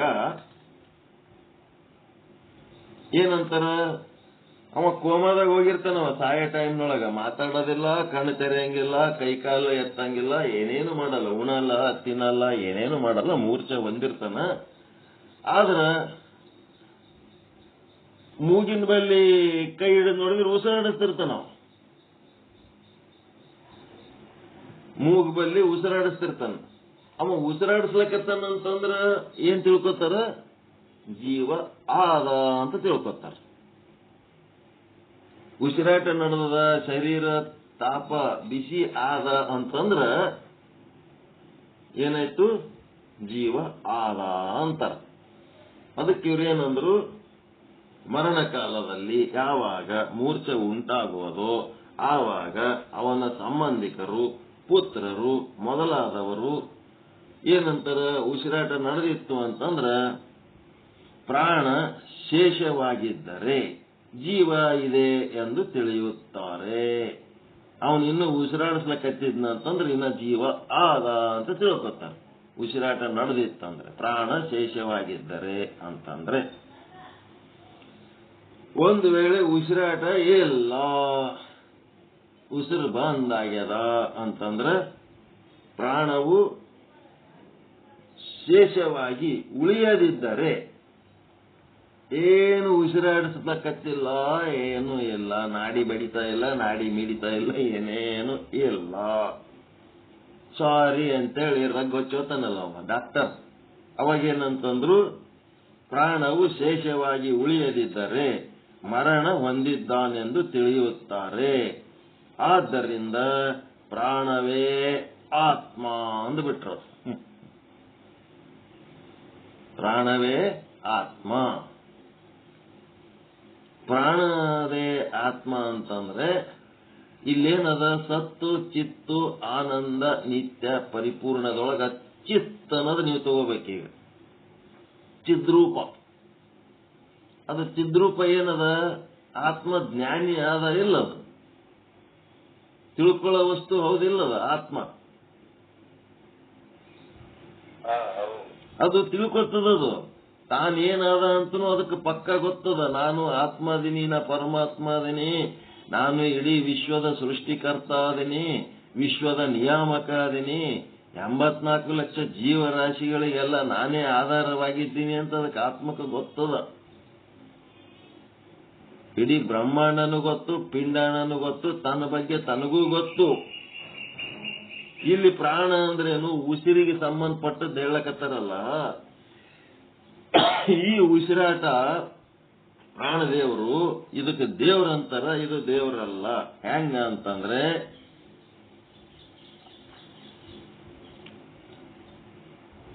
ಪ್ರಾಣ ಎಲ್ಲಿದೆ ಎಂಟ್ರಿ ತೊಗೊಳಕತ್ತದ? ಉಸಿರು ಎಲ್ಲಿದೆ ಎಂಟ್ರಿ ತೊಗೊಳಕತ್ತದ? ಮೂಗಿನಿಂದ ತೊಗೊಳಕತ್ತದ. ಮೂಗ್ನಾಗ ಆ ಹೆಣ್ಮಗಳು ವಜ್ರದ ನತ್ತು ಇಟ್ಕೊಂಡು ಮಕ್ಕೊಂಡ. ಮೂಗಿನಾಗ ಆ ಹೆಣ್ಮಗಳು ಒಂದು ವಜ್ರದ ನತ್ತು ಇಟ್ಕೊಂಡು ಮಕ್ಕೊಂಡಾಳ, ನಿದ್ದೆ ಎತ್ತದ. ಆಕಿ ಮೂಗಿನಾಗಿಂದು ವಜ್ರದ ನತ್ತು ಒಬ್ಬ ಕಳ್ಳ ಬಂದು ಬಿಚ್ಕೊಂಡು ಹೋಲಕತ್ತಾನ. ಆ ಪ್ರಾಣಕ್ಕ ಏನಾರ ಗೊತ್ತಾಗ್ಲಕತ್ತದೇನು? ನತ್ತ ನಂದು, ಕಳ್ಳ ಒಯ್ಲಕತ್ತನಂತೇಳಿ ಆ ಪ್ರಾಣಕ್ಕೆ ಏನಾರೆ ಗೊತ್ತಾಗ್ಲಕತ್ತೇನು? ಉಸಿರಾಟ ಮಾಡ್ಲಕತ್ತಿರಲ್ಲ ನಿಮ್ಮ ಒಳಗ ಉಸಿರು, ಪ್ರಾಣಕ್ಕೇನು ಗೊತ್ತಾಗ್ತಾ ಇಲ್ಲ. ಮತ್ತ ನೀವು ಒಂದು ಮಿತ್ರ, ನಿಮ್ಮ ಬಂಧು ಬಳಗದವರು ನಿಮಗೆ ನಿದ್ದೆ ಹತ್ತಿದಾಗ ನೀವೇನಂತೀರಿ? ನಮಗೆ ಪಂಚ ಪ್ರಾಣ ಅಂತೀರಿ. ಪಂಚ ಪ್ರಾಣ ನಿಮಗೆ ನಿದ್ದೆ ಹತ್ತಿದಾಗ ಆ ಪ್ರಾಣದಂತ ಜೀವ ಬಂದು ನಿಮ್ಮ ಎದುರು ನಿಂತದ. ಮಗ ಇರ್ಬೋದು, ಹೆಂಡತಿ ಇರ್ಬೋದು, ಗಂಡ ಇರ್ಬೋದು, ಮಿತ್ರ ಇರ್ಬೋದು, ಮತ್ತಾರ ಅಪ್ಪ ಅಮ್ಮ ಅತ್ತೆ ಮಾವ, ಯಾರೋ ನಿಮಗೆ ಯಾರು ಪ್ರಾಣ ಪ್ರಾಣ ಅಂತಿರಲ್ಲ, ಮತ್ತ ನಿಮಗೆ ನಿದ್ದೆ ಹತ್ತಿದಾಗ ಅಂತ ವ್ಯಕ್ತಿ ಬಂದು ನಿಮ್ಮ ಎದುರುಗಡೆ ನಿಂತಾಗ, ಅಂತ ವ್ಯಕ್ತಿ ಬಂದು ನಿಮ್ಮ ಎದುರುಗಡೆ ನಿಂತಾಗ, ನಿದ್ದೆ ಹತ್ತಿದಾಗ, ಪ್ರಾಣ ಅಂತೂ ಆದಲ್ಲಪ್ಪ. ನಿದ್ದೆ ಹತ್ತಿದಾಗ ನಿಮ್ಗೆ ಪ್ರಾಣ ಅಂತೂ ಆದ, ಪ್ರಾಣ ಹೋಗ್ಯದ ಆದ. ನಿದ್ದೆ ಹತ್ತಿದಾಗ ಪ್ರಾಣ ಇರ್ತದ ಇಲ್ಲ? ಪ್ರಾಣ ಇರ್ತದ. ಪ್ರಾಣ ಇದ್ರೂ ಸಹಿತ ನಿಮ್ಮ ಪ್ರಾಣದಂತ ವ್ಯಕ್ತಿಗಳು ವಸ್ತುಗಳು ನಿಮ್ಮ ಎದುರಿಗೆ ಬಂದಾಗ, ನಿದ್ದೆ ಹತ್ತಿದಾಗ ಆ ಬಾ ಬಾ ಅಂತ ಹೇಳಕ್ಕೆ ಅದೇನಾರ ಕರಿತದೇನೆ? ನಿಮ್ಮ ಪ್ರಾಣ ಉಪಚಾರ ಮಾಡ್ತದೇನು ಮಿತ್ರನಿಗೆ ಗೌರವ ಕೊಟ್ಟು? ಇಲ್ಲ. ಅಂದ್ರೆ ಪ್ರಾಣ ಇದು ಚೇತನ ಆದೋ ಜಡ ಆದೋ? ಪ್ರಾಣಕ್ಕ ತಾನು ಪ್ರಾಣ ಅಂತನೂ ಗೊತ್ತಿಲ್ಲ, ಮತ್ತೆ ಜಗತ್ತಿನ ಯಾವ ಕ್ರಿಯಾಕಲಾಪಗಳ ಬಗ್ಗೆನೂ ಅದಕ್ಕೇನು ಜ್ಞಾನ ಇಲ್ಲ. ಪ್ರಾಣನೇ ದೇವರತ್ತ, ಪ್ರಾಣನೇ ಆತ್ಮ ಅಂತ ಹೆಂಗಂತೀರಿ? ಪ್ರಾಣದೇವರು ಅನ್ನೋದು ಎಷ್ಟರ ಮಟ್ಟಿಗೆ ಸರಿ? ಪ್ರಾಣವೈತಂದ್ರೆ ಸತ್ವತಿ ಒಂದ್ ಕೂಡ್ಲೇನೆ ಪ್ರಾಣನೇ ಆತ್ಮ ಅನ್ನಂಗಿಲ್ಲ. ಆತ್ಮದ ಲಕ್ಷಣ ಸ್ವ ಪರ ಪ್ರಜ್ಞಾ ಸಹಿತತ್ವಂ. ಸ್ವ ಪರ ಪ್ರಜ್ಞಾ ಸಹಿತತ್ವಂ ಏನನ್ಬೇಕು ಮುಂದೆ? ಅದಕ್ಕೆ ಸ್ವಪರ ತಾನೇನದೀನಿ ಮತ್ತ ಬೇರೆ ಜಗತ್ತೆಲ್ಲ ಏನದಂತ ತಿಳ್ಕೊಂಡಂತ ಪ್ರಜ್ಞೆ ಇದ್ದಂತದಕ್ಕೆ ಏನನ್ಬೇಕು? ಆತ್ಮ ಅನ್ಬೇಕು. ಆ ಪ್ರಾಣವಾಯುಗೆ ನಾ ಪ್ರಾಣವಾಯು ಅದೀನಿ, ಎಲ್ಲರ ಮೂಗ್ನಾಗ ಹೋಗಿ ಎಲ್ಲಾ ಕಡೆ ನಾನೇ ಜೀವಂತ ಇದ್ದೀನಿ ಅಂತ ಅದಕ್ಕೇನಾರ ಗೊತ್ತದೇನು? ಎಲ್ಲರೂ ನನ್ನಿಂದ ಜೀವಂತ ಅದರತ್ತ ಅದಕ್ಕೇನಾರ ಅರಿವದೇನು? ದೇವರೇನು ಅರಿವಿಲ್ಲವದನ? ಆತ್ಮ ಪರಮಾತ್ಮ ಅರಿವಿದ್ದದ, ಪ್ರಾಣ ಇದು ಅರಿವಿಲ್ಲದ್ದದ. ಈ ಅರಿವಿಲ್ಲದಕ್ಕೆ ದೇವರತ್ತ ಹೆಂಗಂತೀರಿ? ಅದಕ್ಕೆ ಪ್ರಾಣವೇ ದೇವರು ಅಂತ ಒಂದು ಕಾಲಕ್ಕ ಅದೇ ಸತ್ಯ ಇತ್ತು. ಅದಕ್ಕಿಂತ ಅಡ್ವಾನ್ಸ್ಡ್ ನಾಲೆಜ್ ಬರೋ ತನಕ ಪ್ರಾಣವೇ ದೇವರಾಗಿತ್ತು, ಇಲ್ಲಂತಲ್ಲ. ಒಂದು ಕಾಲಕ್ಕೆ ಸ್ಥೂಲ ಶರೀರನೇ ದೇವರಾಗಿತ್ತು. ಅದರ ಮ್ಯಾಲ ಯಾವಾಗ ಮನುಷ್ಯನ ವಿಕಾಸ ಆಯ್ತು, ಬುದ್ಧಿಯ ವಿಕಾಸ ಆಯ್ತು, ಈ ಸ್ಥೂಲ ಶರೀರನೇ ದೇವರಲ್ಲ, ಇಂದ್ರಿಯಗಳು ದೇವರು. ಬರೀ ಸ್ಥೂಲ ಶರೀರ ಜೀವಂತಿದ್ರೆ ಎದಕ್ಕೆ ಬತ್ತು? ನೋಡ್ತೀನಿ, ಕೇಳ್ತೀನಿ, ಬರ್ತೀನಿ, ಹೋಗ್ತೀನಿ, ತಿಂತೀನಿ ಅಂತೇಳಿ ಇಂದ್ರಿಯಗಳ ವ್ಯವಹಾರ ಅದಲ್ಲ, ಇಂದ್ರಿಯನೇ ದೇವ್ರಂತ. ಮತ್ ಇಂದ್ರಿಯಗಳೆಲ್ಲ ಕತ್ತರಿಸಾದ್ರೂ ಬದುಕ್ತೀವಿ ಅಂದ್ಮೇಲೆ ಮುಂದೆ ಪ್ರಾಣನೇ ದೇವರು. ಇದು ಒಂದು ಸ್ಟೇಜ್ ಅಷ್ಟೇ. ಒಂದಿಷ್ಟು ಮಂದಿ ಆ ಪ್ರಾಣದೇವರು ಸ್ಟೇಜಿಗೆ ನಿಂತು ಬಿಟ್ಟಾರ. ಪ್ರಾಣದೇವರು ಅಂತೇಳಿ ಹನುಮಂತ ದೇವರಿಗೆ ಪ್ರಾಣದೇವರು ಅಂತಾರ. ನಮ್ಮಲ್ಲಿ ಎಲ್ಲ ಜೀವೋತ್ತಮ ದೇವೋತ್ತಮ ಅಂತ ಏನೇ ಹೇಳ್ತಿರ್ತಾರ. ಪ್ರಾಣಕ್ಕೆ ಒಂದು ಥ್ಯಾಂಕ್ಸ್, ಅದು ಇದ್ದದಕ್ಕೆ ಬದುಕ್ತೀವಿ. ಪ್ರಾಣಕ್ಕೆ ಥ್ಯಾಂಕ್ಸ್ ಅನ್ಬಾರ್ದ, ಇಂದ್ರಿಯಗಳಿಗೆ ಥ್ಯಾಂಕ್ಸ್ ಅನ್ಬಾರ್ದ, ಸೂಕ್ಷ್ಮ ಶರೀರಕ್ಕೆ ಧನ್ಯವಾದ ಅಂತ ಹೇಳ್ಬಾರ್ದ. ಅವು ಇದ್ದದಕ್ಕೆ ನಾವು ಚೆನ್ನಾಗಿದ್ದೀವಿ. ಒಂದ್ ಇಂದ್ರಿಯಕ್ಕೆ ಏನಾರ ಆಯ್ತು ಅಂತಂದ್ರೆ ಜೀವನ ಎಷ್ಟು ಕಷ್ಟ ಆಗ್ತದೆ. ಸ್ಥೂಲ ಶರೀರಕ್ಕೆ ಏನಾರ ಆದ್ರೆ ಎಷ್ಟು ಕಷ್ಟ ಆಗ್ತದ. ಪ್ರಾಣಕ್ಕೆ ಕಷ್ಟ ಏನಾರ ಆಯ್ತಂದ್ರ, ಈಗ ನೀವು ಡಾಕ್ಟರ್ ಬಳಿ ಹೋಗ್ತಿರಲ್ಲ, ಡಾಕ್ಟರ್ ಟ್ರೀಟ್ಮೆಂಟ್ ಕೊಡ್ತಾನಲ್ಲ, ಎದಕ್ಕೆ ಕೊಡ್ತಾನ ಟ್ರೀಟ್ಮೆಂಟ್? ಇಂದ್ರಿಯಕ್ಕೆ ಕೊಡಲ್ಲ, ನಿಮ್ಮ ಪ್ರಾಣಕ್ಕೆ ಟ್ರೀಟ್ಮೆಂಟ್ ಕೊಡ್ತಾನ. ಪ್ರಾಣಕ್ಕೆ ಟ್ರೀಟ್ಮೆಂಟ್ ಕೊಟ್ಟಿದ್ರೆ ನಿಮ್ಮ ಸ್ಥೂಲ ಶರೀರ ಇಂದ್ರಿಯಗಳೆಲ್ಲ ಕೆಲಸ ಮಾಡ್ತಾವ. ಪ್ರಾಣನೇ ಇಲ್ಲ ಅಂತಂದ್ರೆ ಸ್ಥೂಲ ಶರೀರನ ಕೆಲಸ ಮಾಡಲ್ಲ, ಸೂಕ್ಷ್ಮ ಶರೀರನ ಕೆಲಸ ಮಾಡಲ್ಲ. ಡಾಕ್ಟರ್ ಕೊಡೋ ಟ್ರೀಟ್ಮೆಂಟ್ ಎಲ್ಲ ಓಟು ಈ ಪ್ರಾಣಕ್ಕೆ. ಬಯೋ ಅಂತಾರೆ, ಬಯೋಕೆಮಿಸ್ಟ್ರಿ ಅಂತಂದ್ರ ಈ ಯಾವ ಶರೀರದ ಯಾವ ಭಾಗದ ಇಂದ್ರಿಯಗಳಲ್ಲಿ, ಯಾವ ಶರೀರದ ಯಾವ ಭಾಗಗಳಲ್ಲಿ ಯಾವ ರಾಸಾಯನಿಕ ಕ್ರಿಯೆಗಳಾಗುವುದಕ್ಕ ಅಲ್ಲಿಯ ಪ್ರಾಣವಾಯು ಜವಾಬ್ದಾರಿಯಾಗ್ಯಾವ. ಅಲ್ಲಿ ಪ್ರಾಣವಾಯು ಹರಿಯುವಂಗ ಅವನು ಮಾಡ್ತಾನ. ಪ್ರಾಣವಾಯು ಅಲ್ಲಿ ಹರಿತು ಅಂತಂದ್ರ ಆ ಇಂದ್ರಿಯಗಳು ಆ ಸ್ಥೂಲ ಶರೀರದ ಭಾಗಗಳಲ್ಲಿ ರಾಸಾಯನಿಕ ಕ್ರಿಯೆಗಳು ಉಂಟಾಗಿ ಅದಕ್ಕೆ ಆರೋಗ್ಯ ಉಂಟಾಗ್ತದೆ. ಅದೇನಾಗ್ತದ, ಆ ಪ್ರಾಣದ ಒಂದು ಚಟುವಟಿಕೆ ಅಲ್ಲಿ ನಿಂತು ಬಿಟ್ಟಿರ್ತದೆ. ನಿಂತದ್ದಕ್ಕೆ ಅಲ್ಲಿ ಸಮಸ್ಯೆ ಆಗ್ತದೆ. ಆ ಚಟುವಟಿಕೆ ಮತ್ತೆ ಚಾಲು ಮಾಡ್ತಾನ ಅಷ್ಟೇ. ಎಲ್ಲೋ ಬ್ಲಾಕ್ ಆಗಿರ್ತಾವ. ಅದಕ್ಕೆ doctor is related with this ಹಿರಣ್ಯ ಗರ್ಭೋಪಾಸನ. ಎಲ್ಲ ಡಾಕ್ಟರ್ ಟ್ರೀಟ್ಮೆಂಟ್ ಕೊಡೋದೇ ಈ ಪ್ರಾಣಕ್ಕೆ. ನಿಮ್ಮ ಮೈ ಮೇಲೆ ಗಾಯ ಆಗ್ಯದಂದ್ರೂ ಸಹಿತ, ಅದ್ರ ಮೇಲೆ ಮಲ ಮಚ್ಚನಂದ್ರೂ ಸಹಿತ ಆ ಟ್ರೀಟ್ಮೆಂಟ್ ಪ್ರಾಣಕ್ಕೆ. ಅಲ್ಲಿ ಪ್ರಾಣ ಇದ್ದದ್ದಕ್ಕೆ ಅಲ್ಲಿ ಹೊಸ ಸೆಲ್ಸ್ ತಯಾರಾಗಿ ಚರ್ಮ ತಯಾರಾಗ್ತದ, ಮಾಂಸ ತಯಾರಾಗ್ತದ, ನರನಾಡಿ ತಯಾರಾಗ್ತವ. ಎಲ್ಲ ಪ್ರಾಣ ಇದ್ರೆ ಅವೆಲ್ಲ ತಯಾರಾಗ್ತಾವ. ಆಯ್ತು. ಮತ್ ಮೆಡಿಕಲ್ ಸೈಡ್ ಹೋದೆವು ಅಂದ್ರೆ ಇನ್ನ ಬಹಳ ಡೇಂಜರ್ ಕೆಲಸ. ಈ ಕಡೆ ಬರಂಗಿಲ್ಲ ನಾವು ಮತ್ತೆ. ಅದಕ್ಕೇನಾಯ್ತು, ಮರಣ ಕಾಲದಲ್ಲಿ ಯಾವಾಗ ಮೂರ್ಛೆ ಉಂಟಾಗುವುದೋ ಆವಾಗ ಅವನ ಸಂಬಂಧಿಕರು, ಪುತ್ರ ಮೊದಲಾದವರು ಈ ಪ್ರಾಣ ಶೇಷವಾಗಿದ್ದರೆ ಅಂತಂದ್ರೇನು, ಉಸಿರಾಟ, ಮೂಗಿನ ಮೇಲೆ ಉಸಿರಾಟ ನಡೆದಿತ್ತು ಅಂದ್ರೆ ಜೀವವಿದೆ ಎಂದು ತಿಳಿಯುತ್ತಾರೆ. ಪ್ರಾಣ ಶೇಷವಾಗಿ ಉಳಿಯದಿದ್ದರೆ, ಇಲ್ಲಪ್ಪ ಉಸಿರಾಟ ನಿಂತದ ಅಂದ್ರೆ ಮರಣ ಹೊಂದಿದ್ದಾನೆ ಎಂದು ತಿಳಿಯುತ್ತಾರೆ. ಆದ್ದರಿಂದ ಪ್ರಾಣವೇ ಆತ್ಮ ಅಂತೇಳಿ ಹಿರಣ್ಯ ಗರ್ಭೋಪಾಸಕನ ಒಂದು ಪದ್ಧತಿ. ಯಾರು ಇವರು ಮಧ್ವಾಚಾರ್ಯರ ಭಕ್ತರು ಶಿಷ್ಯರೆಲ್ಲ ಪ್ರಾಣದೇವರು ಅಂತಿರ್ತಾರೆ. ಅವರು ದ್ವೈತದವ್ರು ಹೇಳೋ ಮಾತಿದು, ಪ್ರಾಣದೇವರು ಜಗತ್ತು ಸತ್ಯ ಅಂತ ಹಿಂಗೆಲ್ಲ ಹೇಳ್ತಾ ಇರ್ತಾರ. ಅವ್ರು ಯಾರು ಇಲ್ಲಂದಾರ ಒಂದು ಮಟ್ಟಿಗೆ ಸತ್ಯ, ಒಂದು ಮಟ್ಟಿಗೆ. ಆದ್ರ ಅದು ಪರಮ ಸತ್ಯ ಅಲ್ಲದು, ವ್ಯಾವಹಾರಿಕ ಸತ್ಯ. ವ್ಯಾವಹಾರಿಕ ಸತ್ಯನೇ ಪರಮಾರ್ಥಿಕ ಸತ್ಯ ಅಲ್ಲ. ಅವ್ರ ಮ್ಯಾಲ ಬರ್ಲಕ್ ತಯಾರಿಲ್ಲ. ಅವ್ರಿಗೆ ನಾವೇನಾರ ಆತ್ಮ ಒಂದೇ, ಎಲ್ಲರೂ ಒಂದೇ ಅಂತೇಳಿ ಏನಾರ ಅದ್ವೈತ ಹೇಳಕ್ ಹೋದ್ರೆ ಅವ್ರು ಏನಂತಾರ, ಛೆ ಛೆ ಛೆ ಛೆ ಛೆ ಛೆ ಆ ಮಟ್ಟದ ಜ್ಞಾನ ನಮಗೆ ಬೇಕಾಗಿಲ್ರಿ, ನಾವು ಇಷ್ಟೇ ಸಾಕು, ಪ್ರಾಣನೇ ದೇವರು ಅಂತೀವಿ ನಾವು ಜಗತ್ತು ಸತ್ಯ ಅಂತೀವಿ, ಆಮೇಲೆ ಅನೇಕತ್ವವನ್ನು ನಾವು ಒಪ್ಪುಗೊತ್ತೀವಿ, ಭೇದವನ್ನು ಒಪ್ಪುಗೊತ್ತೀವಿ, ನಾವು ಅಭೇದ ನಮಗೆ ಬ್ಯಾಡ್ರಿ ಅಂತ ವಿಷಯ ಕೇಳೋದೇ ಬೇಡ ಅಂತಾರ.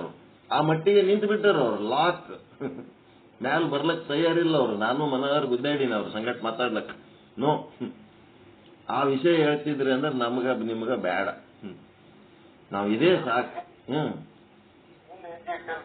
ಏನ್ರಿ? ಯಾಕಂತಂದ್ರ ಅವ್ರಿಗೊಬ್ಬ ಗುರು ಅಂತೇಳಿ ಭೇದವಾದ ಗುರು ಏನ್ ಮಾಡ್ಬಿಟ್ಟಾರ, ಭೇದವಾದಿ ಗುರುವನ್ನ ಗುರು ಅಂತ ಒಪ್ಕೊಂಡ್ಮೇಲೆ ಅವ್ರ ಗುರುಗಳು ಏನ್ ಹೇಳಾರ ಅದನ್ನೇ ನಾವು ಸಾಧಿಸ್ಕೋತ ಅದೇ ಹೇಳ್ಕೋತ ಅದೇ ಕೇಳ್ಕೊತ ಇರ್ತೀವಿ, ನಮ್ಗೆ ಅದೇ ಸತ್ಯ ಅಂತ. ಒಬ್ಬೊಬ್ಬರು ಟೇಸ್ಟ್ ಅಪ್ಪ, ಅದಕ್ಕಿಂತ ಮುಂದೆ ಬರ್ಲಕ್ಕೆ ಅವ್ರು ತಯಾರಿಲ್ಲ ಅಷ್ಟೇ. ಅದಕ್ಕಾದ್ರೆ ಮುಂದಿನ ಭಾಗ ಇನ್ನ ಮುಂದೇನ್ ಹೇಳ್ತಾನೆ, 2ನೇ ಪಾಯಿಂಟು, ಅಥವಾ ಶರೀರದಲ್ಲಿ ನೇತ್ರೇಂದ್ರಿಯವಿಲ್ಲದಿದ್ದರೂ ಕುರುಡನಾಗಿ ಬದುಕುತ್ತಾನೆ. ಇಲ್ಲಿ ಹೇಳ್ತಾನೆ ಮುಂದಿನ ಪಾಯಿಂಟ್, ಇಂದ್ರಿಯಗಳಿಲ್ಲ ಅಂತಂದ್ರೆ ಇಂದ್ರಿಯನೇ ಆತ್ಮ ಅಂತ ಯಾವ ಹೇಳೇನಲ್ಲ ಅವನಿಗೆ ಇವ ಖಂಡಿಸ್ತಾನ ಗರ್ಭೋಪಾಸಕ.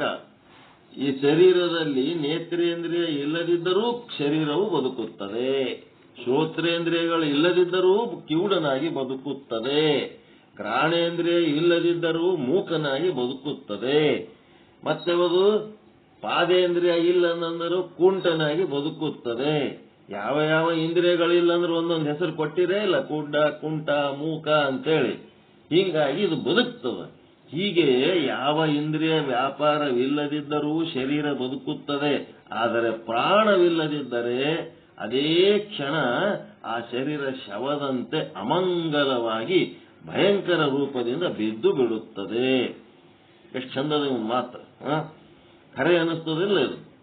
ಇಂದ್ರಿಯಗಳಿಲ್ಲದಿದ್ದರೂ ದೇಹ ಬದುಕಿರುತ್ತದೆ ಎಂದರೆ ಇಂದ್ರಿಯಗಳು ಆತ್ಮವಲ್ಲ, ಆದರೆ ಪ್ರಾಣವಿಲ್ಲದಿದ್ದರೆ ದೇಹ ಬದುಕುವುದಿಲ್ಲ, ಆದ್ದರಿಂದ ಪ್ರಾಣವೇ ಆತ್ಮ ಅಂತ. ಮತ್ತಿವನು 3ನೇ ಪಾಯಿಂಟ್, ಪ್ರಾಣನೇ ಆತ್ಮ ಹೆಂಗ ಅಂತೇಳಿ. ಉಸಿರಾಡುತ್ತಿದ್ನಂತಂದ್ರೆ ಪ್ರಾಣ ಆದಂತೀವಿ, ಮತ್ತ ಉಸಿರಾಟ ಬಂದಾಗಿತ್ತಂತಂದ್ರೆ ಪ್ರಾಣ ಇಲ್ಲ, ಸತ್ತ ಅಂತೀವಿ.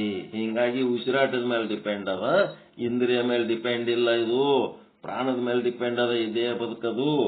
ಮತ್ತು ನಾನು ನೋಡುತ್ತೇನೆ, ನಾನು ಕೇಳುತ್ತೇನೆ, ಈ ರೀತಿಯ ಪ್ರತೀತಿ ಆಗುವುದರಿಂದ ಕೂಡ ಇಂದ್ರಿಯಗಳಿಗಿಂತಲೂ ಭಿನ್ನವಾಗಿದ್ದಕ್ಕೆ ಆತ್ಮ ಸಿದ್ಧವಾಗುತ್ತದೆ. ನೇತ್ರ ಸ್ವರೂಪನಾದ ನಾನು ನೋಡುತ್ತೇನೆ, ಶ್ರೋತ್ರ ಶ್ರವಣ ಸ್ವರೂಪನಾದ ನಾನು ಕೇಳುತ್ತೇನೆ, ಹೀಗೆಂದು ಒಂದು ವೇಳೆ ಪ್ರತೀತಿ ಆಗುತ್ತಿದ್ದರೆ ಇಂದ್ರಿಯ ರೂಪ ಆತ್ಮವು ಸಿದ್ಧವಾಗುತ್ತಿತ್ತು. ಆದರೆ ನಾನು ನೇತ್ರ ಸ್ವರೂಪನಲ್ಲ, ನೇತ್ರ ಉಳ್ಳವನು ಆಗಿ ನೇತ್ರದ ಮೂಲಕ ನೋಡುತ್ತಿದ್ದೇನೆ. ನಾನು ಶ್ರೋತ್ರ ಸ್ವರೂಪನಲ್ಲ, ನಾನು ಶ್ರೋತ್ರ ಉಳ್ಳವನಾಗಿ ಶ್ರೋತ್ರದ ಮೂಲಕ ಕೇಳುತ್ತಿದ್ದೇನೆ. ಈ ರೀತಿ ಪ್ರತೀತಿಯಾಗುವುದರಿಂದ ಆತ್ಮನೇ ಇಂದ್ರಿಯಗಳಲ್ಲ, ಆತ್ಮನು ಇಂದ್ರಿಯಗಳನ್ನು ಉಳ್ಳವನು, ಆತ್ಮನು ಇಂದ್ರಿಯಗಳಿಗಿಂತ ಭಿನ್ನವಾಗಿದ್ದಾನೆ. ಆತ್ಮ ಈ ಇಂದ್ರಿಯ ಸ್ವರೂಪ ಅಲ್ಲವ, ಇಂದ್ರಿಯಗಳ ಉಳ್ಳವನಾಗಿ ಇಂದ್ರಿಯಗಳಿಂದ ವ್ಯವಹಾರ ಮಾಡ್ತಾನೆ. ಹಿಂಗಾಗಿ ಆತ್ಮ ಸ್ವರೂಪ ಇತ್ತು ಅಂತಂದ್ರೆ ಇಂದ್ರಿಯಕ್ಕೆ ಆತ್ಮ ಅನ್ಬೋದಾಗಿತ್ತು. ಆತ್ಮ ಇಂದ್ರಿಯಗಳು ಉಳ್ಳವನು, ಸ್ವರೂಪ ಅಲ್ಲ. ಮತ್ತೆ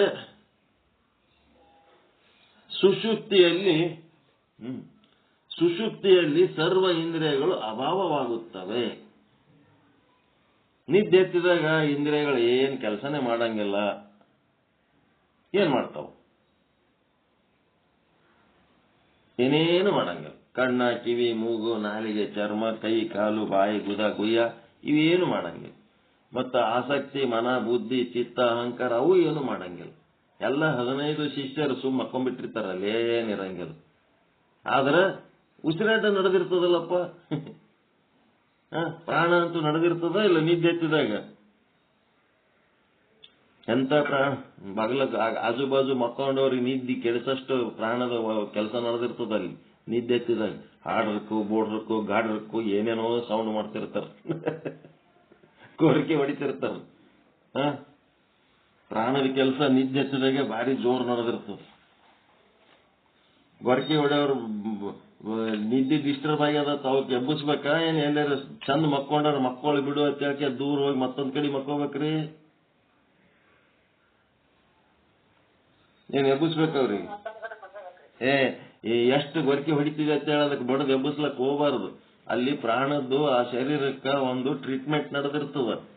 ಚಂದ ಮಕ್ಕೊಳ್ಳಿ, ಚಂದ ಗೊರಕೆ ಹೊಡಿಲಿ, ಆರಾಮ್ ಇರ್ಲಿ ಅಂತೇಳಿ ಅವ್ರಿಗೆ ಬಿಟ್ಟು ಮತ್ತೊಂದ್ ಜಾಗಕ್ಕೆ ಹೋಗಿ ಮಕ್ಕೋಬೇಕು. ಯಾರಿಗೆ ನೀ ಗೊರಕೆ ಹೊಡೆದು ನಿದ್ದೆ ಮಾಡೋರಿಗೆ ಡಿಸ್ಟರ್ಬ್ ಮಾಡ್ಲಕ್ ಹೋಗ್ಬಾರ್ದು. ಪ್ರಾಣ ಚೆನ್ನಾಗಿ ಅವರಿಗೆ ಅಲ್ಲಿ ಒಂದು ಚಿಕಿತ್ಸೆ ಕೊಟ್ಟು ಆರೋಗ್ಯ ಉಂಟು ಮಾಡ್ತಿರ್ತವ. ಇರ್ಲಿ ಏನಾಕಿರ್ಲಕ್ಕ. ಈಗ ಎಲ್ಲಿಗೆ ಬತ್ತಪ್ಪ ಅಂತಂದ್ರೆ ಸುಷುಪ್ತಿಯಲ್ಲಿ ಎಲ್ಲಾ ಇಂದ್ರಿಯಗಳ ಅಭಾವವಾಗಿರ್ತವ. ಆದ್ರೆ ಪ್ರಾಣ ಇರೋದರಿಂದ ಜೀವ ಬದುಕುವ ವ್ಯವಹಾರ ಸಂಭವಿಸುತ್ತದೆ. ಆದ್ದರಿಂದ ಬದುಕುವುದಾಗಲಿ ಮರಣವಾಗುವುದಾಗಲಿ ಇಂದ್ರಿಯಗಳ ಅಧೀನಗಳ ಅಲ್ಲ. ಬದುಕದು, ಜೀವಂತಿರೋದು, ಸಾಯೋದು ಪ್ರಾಣದ ಅಧೀನ ಅದ, ಇಂದ್ರಿಯಗಳ ಅಧೀನ ಇಲ್ಲ. ಬದುಕೋದು ಸಾಯೋದು ಇಂದ್ರಿಯಗಳ ಅಧೀನ. ಇಂದ್ರಿಯಗಳ ಕಟ್ ಮಾಡಿದ್ಮೇಲೂ ಬದುಕ್ತಾನ ಮನುಷ್ಯ. ಆದ್ರ ಪ್ರಾಣ ಇಲ್ಲ ಅಂತಂದ್ರೆ ಬದುಕಲ್ಲ. ಹೀಗಾಗಿ ಈ ಪ್ರಾಣನೇ ಆತ್ಮ ಅಂತೇಳಿ ಇಷ್ಟೊಂದು ಡಿಟೇಲ್ ಆಗಿ ಹೇಳಕತ್ತಾನ. ಸ್ಥೂಲ ಶರೀರ ಮತ್ತು ಪ್ರಾಣಗಳ ವಿಯೋಗವೇ ಮರಣ, ಇದನ್ನು ಹೇಳ್ಬಿಟ್ಟ. ಪ್ರಾಣಗಳ ಮತ್ತು ಸ್ಥೂಲ ಶರೀರಗಳ ವಿಯೋಗ ಅವೆರಡು ಕೂಡಿದರೆ ಜನನ. ಪ್ರಾಣ ಅವೇನ ದಶವಿಧ ಪ್ರಾಣ ವಾಯುಗಳದವಲ್ಲವು, ಆ ವಾಯುಗಳು ಮತ್ತ ಸ್ಥೂಲ ಶರೀರ ಅವು ಕೂಡಿದರೆ ಜನನ. ಅವು ವಿಯೋಗ ಆದು ಅಂತಂದ್ರ ಮರಣ. ಎಷ್ಟು ಚಂದ ಮರಣದ ಬಗ್ಗೆ ಎಷ್ಟು ಸರಳವಾಗಿ ಹೇಳ್ಬಿಟ್ಟ ನೀವು ಪುಣ್ಯಾತ್ಮ. ಸ್ಥೂಲ ಶರೀರ ಮತ್ತು ಪ್ರಾಣಗಳ ವಿಯೋಗವೇ ಮರಣ. ಸ್ಥೂಲ ಶರೀರ ಮೈನಸ್ ಪ್ರಾಣ ಈಸ್ ಈಕ್ವಲ್ ಟು ಮರಣ. ಯಾರ ಪ್ರಕಾರ ಇದು? ಹಿರಣ್ಯ ಗರ್ಭೋಪಾಸನ ಪ್ರಕಾರ, ನಿಶ್ಚಲ್ ದಾಸನ ಪ್ರಕಾರ ಅಲ್ಲಿದು. ಸ್ಥೂಲ ಶರೀರ ಪ್ಲಸ್ ಪ್ರಾಣ ಏನ್ ಸೂತ್ರ? ಸ್ಥೂಲ ಶರೀರ ಪ್ಲಸ್ ಪ್ರಾಣ ಈಸ್ ಈಕ್ವಲ್ ಟು ಜನನ. ಸ್ಥೂಲ ಶರೀರ ಪ್ಲಸ್ ಪ್ರಾಣ ಮೈನಸ್ ಪ್ರಾಣ ಈಸ್ ಈಕ್ವಲ್ ಟು ಮರಣ. ಇಷ್ಟ ಚಂದ ಸರಳದಾಗಿ ಹೇಳಿದ್ರೆ ಸಣ್ಣ ಹುಡುಗರಿಗೆ ಸಹಿತ ತಿಳಿದು ಬಿಡ್ತದ. ಇದಕ್ಕೆ ಇಂಥ ಮಾತುಗಳು ಹೇಳೋದ್ರಿಂದ ಚಾರ್ವಾಕರ್ ಅಂತಾರೆ ಇವ್ರಿಗೆ. ಚಾರ್ವಾಕ್ ಅಂತ ಯಾಕಂತಾರಂದ್ರ ಚಾರು ಅಂದ್ರ ಚಂದ ಅಂತ, ಬಣ್ಣದ ಮಾತು, ಸ್ಮಾರ್ಟ್, ಚಂದ ಮಾತಾಡ್ತಾರೆ. ವಾಕ್ ಅಂದ್ರೆ ಮಾತು. ಆ ಬಣ್ಣದ ಮಾತು ನಂಬಿ ಬಿಡ್ತಾರ. ನಂಬಿ ಒಪ್ಕೊಂಡು ಮುಂದೆ ಹೋಗಿ ಗದ್ದಲಕ್ಕೆ ಬೀಳ್ತಾರೆ. ಅದಕ್ಕೆ ಆದ್ದರಿಂದ ಬದುಕುವುದು ಏನಾಗ್ತದ?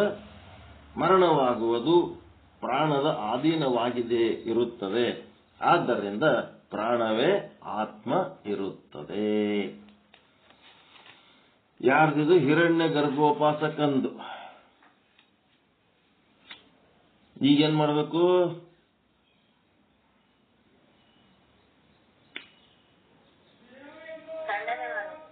ಖಂಡನೆ ಮಾಡಬೇಕು. ಖಂಡನೆ ಮಾಡಿವೇ ಇಲ್ಲ? ಪೀತಾಂಬರಜಿಯವರ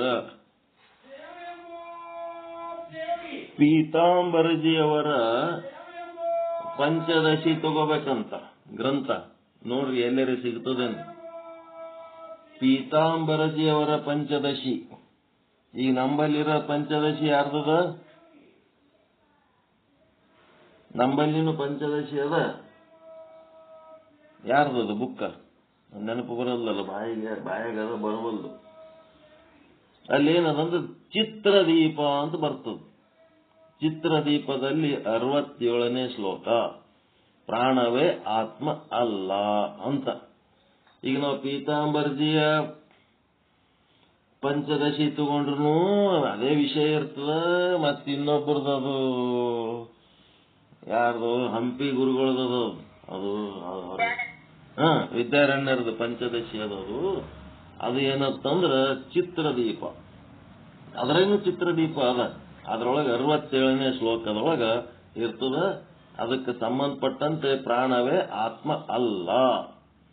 ಒಬ್ಬನು ಅನ್ನಮಯ ಕೋಶವನ್ನೇ ಆತ್ಮ ಎನ್ನುತ್ತಾನೆ, ಇನ್ನೊಬ್ಬ ಇಂದ್ರಿಯಗಳೇ ಆತ್ಮ ಎನ್ನುತ್ತಿದ್ದಾನೆ, ಮಗದೊಬ್ಬ ಪ್ರಾಣವೇ ಆತ್ಮ ಎನ್ನುತ್ತಿದ್ದಾನೆ. ಹಿರಣ್ಯ ಗರ್ಭೋಪಾಸಕ ಇವೆಲ್ಲ ಹೆಂಗ ಆತ್ಮ ಅಂತ ಹೇಳ್ಕೊತಾರ.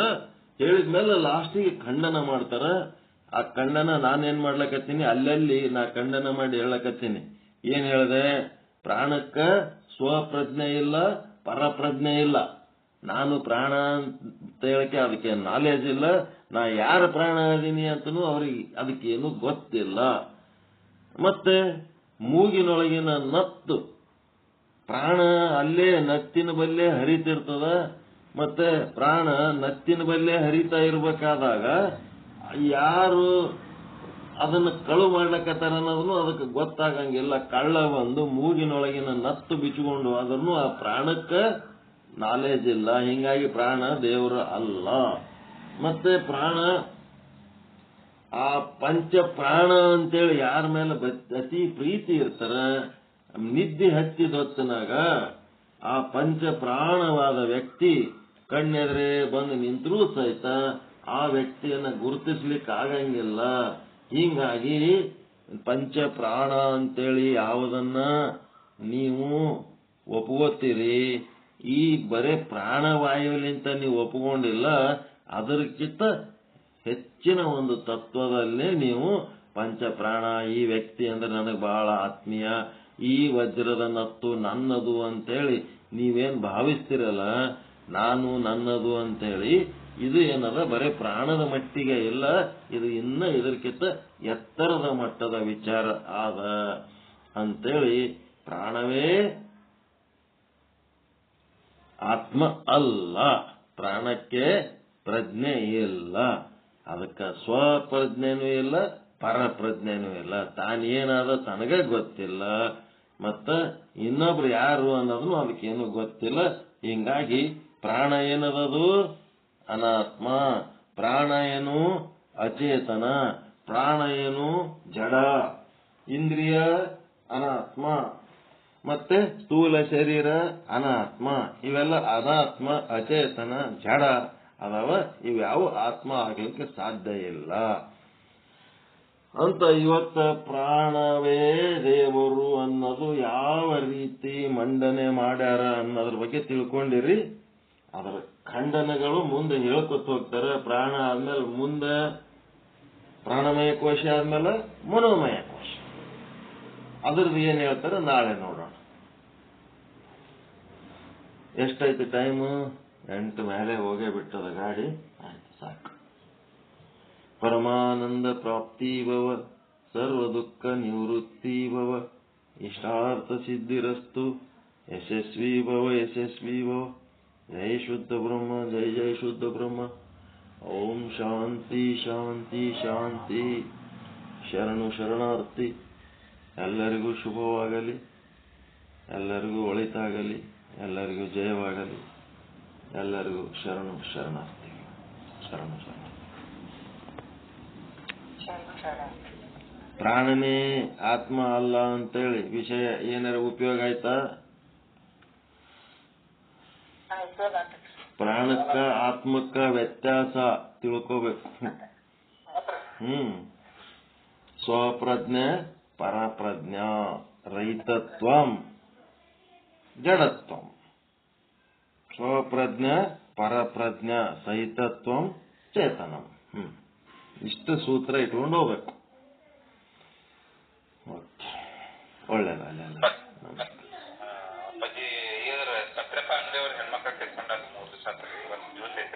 ಅಯ್ಯೋ ಪರಮಾತ್ಮ ಹೇಳೇ ಇಲ್ಲ ಅಲ್ರಿ.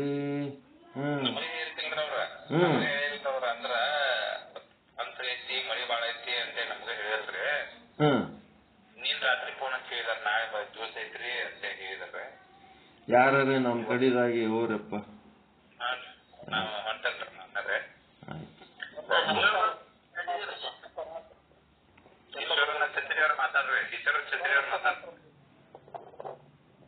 ಪೂಜ್ಯ ಶ್ರೋತೃ ಬ್ರಹ್ಮ ಸದ್ಗುರು ಶರಣಬಸವ ಅಪ್ಪಾಜಿಯವರು ಮೊದಲುಗೊಂಡು ಕಾಟದಲ್ಲಿ ಉಪಸ್ಥಿತರು ಎಲ್ಲ ಪೂಜ್ಯರಿಗೆ ಅನಂತ ಅನಂತ ಧನ್ಯವಾದಗಳಪ್ಪ. ಈಗ 4 ದಿವಸದಿಂದ ಅಂಗಡಿ ಅವ್ರ ಮನೆಯಾಗ ತೀರ್ ಹೋದ್ರಪ್ಪ ಅವ್ರು. ಅದಕ್ಕೆ ಅವತ್ತು ಸಂಕಟದ ಕಾರಣ ಮತ್ತು ಮಳೆಯ ಒಂದು ಒತ್ತಡದ ಕಾರಣ ಜಾರಿಯಲ್ಲಿ ಹೇಳಿ ಕಳಿಸಿದ್ರಪ್ಪ. ಇವತ್ತ ಪೂಜಾ ವಿಧಿವಿಧಾನಗಳು ನಡ್ಕೊಂಡು ಹೊಂಟವ. ಅದಕ್ಕ ಅನುಕೂಲ ಇದ್ದವ್ರು ಎಲ್ಲರೂ ನಾವು ಬಂದ ಪೂಜಾ ಕೈಂಕರ್ಯ ಪಾಲ್ದಾರ ಆಗ್ಬೇಕಂತ ಹೇಳಿ ಅನಂತ ಅನಂತ ವಿನಂತಿಗಳಪ್ಪ. ಇವತ್ತು ಪೂಜೆ ಮಾಡ್ಲಕತ್ತಾರ.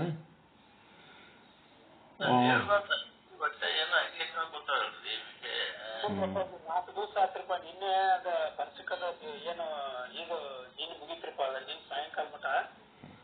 ಅದಕ್ಕೆ ನಿನ್ನೆ ಮಂತಾನ ಪಾಟೀಲ್ ಅವರು ನಾವು ಚಿಂತನೆ ಮಾಡಿವ್ರಪ್ಪ. ಬೆಳಗಿನ ಪಾಠಗಳು ಏನ್ ಸಾಧನೆ ಇದ್ದವ್ರು ಬಂದು ಹೋಗ್ಲಿ ಅಂತ ಹೇಳಿ ಇದ್ರ ಅಲ್ಲಿಂದ ಕಡಿಕ ಅವ್ರ ಫೋನ್ ನಂಬರ್ ಇದ್ರ ಅವರಿಗೆ ಒಂದಿಷ್ಟು ಏನಾರ ಎರಡು ಸಾಂತ್ವನದ ಮಾತನ್ನು ಆಡ್ಬೇಕು. ನಾಳೆ ಏನ್ ಮಾಡೋಣ, ಮೃತರ ಆತ್ಮಕ್ಕೆ ಸದ್ಗತಿ ಪ್ರಾಪ್ತಿಯಾಗಲಿ ಅಂತೇಳಿ 2 ನಿಮಿಷದ ಮೌನ ಗೌರವಾರ್ಥ, ಮೃತರ ಆತ್ಮದ ಗೌರವಾರ್ಥ 2 ನಿಮಿಷದ ಮೌನ ಆಚರಣೆ ನಾಳೆ ಮಾಡೋಣ. ಇವತ್ತು ಪಾಠ ಮುಕ್ತಾಯ ಆಗ್ಯದ. ನಾಳೆ ಈ ಒಂದು ವಿಚಾರ ಸಾಗರ ಸ್ಟಾರ್ಟ್ ಮಾಡೋಕ್ಕಿಂತ ಮೊದಲು ಅವರ ಒಂದು ಗೌರವ ಮತ್ತೆ ಯಾರು ಫೋನ್ ಮಾಡಿ ಮಾತಾಡ್ಸೋರು ಈಗ ಬೆನ್ನಿಗೆ ಮಾತಾಡ್ಸ್ಲಕ್ ಹೋಗ್ಬೇಡ್ರಿ. ಅವ್ರು ತಮ್ಮ ಬ್ಯಾಲೆನ್ಸ್ನಾಗ ಇರ್ಲಿ. 1 ವಾರ ಆದ್ಮೇಲೆ ಮಾತಾಡಿಸ್ಬೇಕು. ಮಾತಾಡಿಸಿ ನೆನಪು ಮಾಡಿ ಹೈರಾಣ ಮಾಡಬಾರ್ದು. ಅವ್ರು ತಮ್ಮದೇ ಆದ ಒಂದು ಬ್ಯಾಲೆನ್ಸು, ಕ್ರಿಯೆಗಳು, ಮನೆ ಕೆಲಸಗಳು ನಡೆದಾಗ ಅವ್ರಿಗೆ ಅವಸರ ನಮ್ದು ಒಂದು ಫೋನ್ಗಳು ಹೋಗಿ ಡಿಸ್ಟರ್ಬ್ ಆಗಬಾರ್ದು.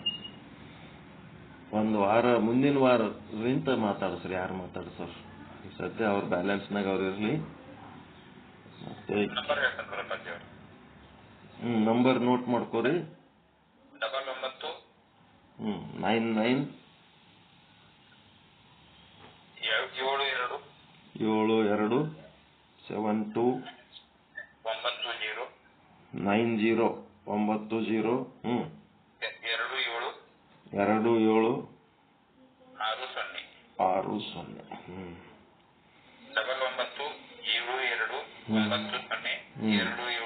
60 ನಂದು ಎಂತ ಪುಣ್ಯ ನೋಡ್ರಿ, ಬಂದ್ ಹೋಗಿನ್ ನೋಡ್ರಿ, ಅಮ್ಮನ ದರ್ಶನ ಮಾಡ್ಕೊಂಡು ಹೋಗಿನ್. ಗ್ರೇಟ್. ಬಂದ್ ಹೋಗಿನ್ ನಾನು ಅವಾಗ.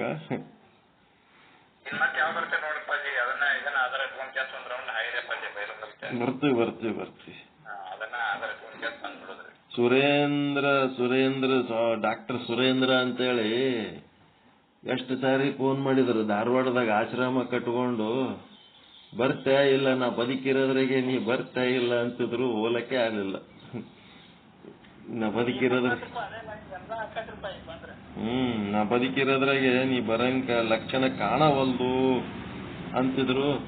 ಅವ್ರ ಶಿಷ್ಯ ಪಾರ್ಥ ಸಾರಥಿ ಬಹಳ ನೆನಸ್ಲಕತ್ತಾರ್ರಿ ನಿಮಗ ಅಂದ್ರು. ಹೋಲೇ ಇಲ್ಲ. ಆ ಕಡೆಗೆ ಮೃತರಾಗಿರತ್ತೆ ಬಂತು. ಹಿಂಗೆ ಚಿಕ್ಕಿರಪ್ಪರು ಬಾ ಬಾ ಬಾ ಹೋಲೇ ಇಲ್ಲ. ಕಡೆಗೆ ಅವರೇ ಬಂದೋಗ್ಬಿಟ್ರು. ನಾನೇ ಬರ್ತೀನಿ ನಡಿ, ನೀನಂತೂ ಬರಕ್ ಲಕ್ಷಣ ಕಾಣವಲ್ದು, ನಾನೇ ಬರ್ತೀನಿ ಅಂತೇಳಿ ಆರೋಗ್ಯ ಸುಧಾರಣೆ ಮಾಡ್ಕೊಂಡು ಇಲ್ಲಿಗೆ ಬಂದು ಭೇಟಿಯಾಗಿ ಇಲ್ಲಿ ಮನ್ಯಾಗ ರೊಟ್ಟಿ ಕಾಳು ಪಲ್ಯ ಎಲ್ಲ ಮಾಡಿಸ್ಕೊಂಡು ಉಂಡು ನೋಡು. ನನಗ ಎಷ್ಟು ಅನಾರೋಗ್ಯ ಆಗಿತ್ತು, ಗಂಟಲ್ದಾಗ ಏನೋ ಇಳಿತಿದ್ದಿಲ್ಲ, ರೊಟ್ಟಿ ಉಣಂಗಾಗಿದ್ದು ನೋಡು ಅಂತ ಹೇಳಿ ಖುಷಿ ಪಟ್ಟು ಆದ್ರು. ಅವರವರು ಭಾಗ್ಯ. ಆರೋಗ್ಯ ಅವಾಗೆ ಅವ್ರಿಗೆ ಬಹಳ ತ್ರಾಸ ಇತ್ತು. ಅದು ಏನು ತಡ್ಕೊಳಕ್ ಆಗ್ಲಾರ್ದಷ್ಟು ಇದು ಇತ್ತು. ಹಂಗೆ ನಡೆದಿತ್ತು. ಆಯುಷ್ಯ ತೀರ ತನಕ ಇರ್ಬೇಕಲ್ಲ, ಭೋಗಿಸ್ಬೇಕು.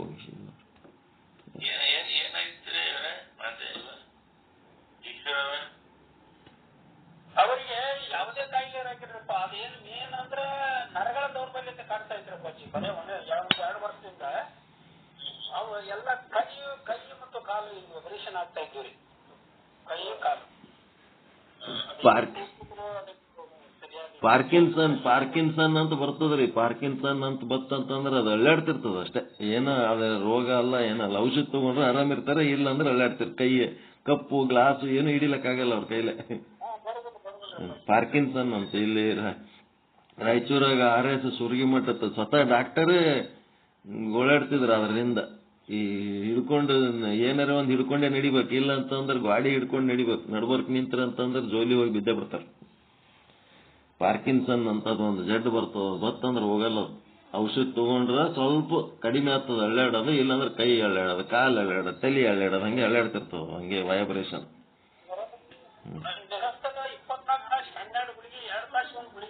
ಹೌದೌದು ಹೌದು, ಬಹಳ ಕಷ್ಟ.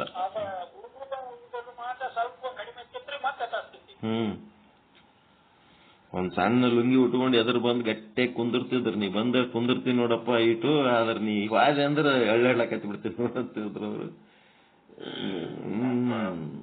ಬಹಳ ಕಷ್ಟ. ಈ ಶರೀರ ಕರ್ಮಗಳು ಏನೇನಿರ್ತಾವ ಇನ್ನೊಬ್ಬರಿಗೆ ಅಳ್ಳಾಡಿಸ್ತೀವಿ ಅಂತಿರ್ತಾರಲ್ಲ, ಹಿಂದಿನ ಜನ್ಮದಾಗ ಯಾರ್ಯಾರಿಗೂ ಅಳ್ಳಾಡಿಸಿರ್ತಾರ ಅವರು, ಈ ಜನ್ಮದಾಗ ತಾವೇ ಅಳ್ಳಾಡ್ತಾರ. ನೋಡ್ರಿ ಅವ್ರಿಗೆ ಹೆಂಗ್ ಅಳ್ಳಾಡಿಸ್ತೀನಿ ನೋಡತ್ತಿರ್ತಾರ ನೋಡು. ಸುಮ್ಮ ಆರಾಮಿದ್ದವ್ರಿಗೆಲ್ಲ ಅಳ್ಳಾಡಿಸಿ ಬಂದಿರ್ತಾರ ಅವರು. ಮತ್ತ ಅದು ಏನ್ ಮಾಡ್ತದ ಕರ್ಮ, ನಮಗೂ ಅಳ್ಳಾಡಿಸ್ತವ ಮುಂದ ಅದು ಫಲ. ಹಂಗೆ ಶರೀರ ಕರ್ಮ, ಸ್ಥೂಲ ಶರೀರ, ಮನಸ್ಸು, ನಮ್ಮ ಕೆಲಸಗಳು ಅವೆಲ್ಲ.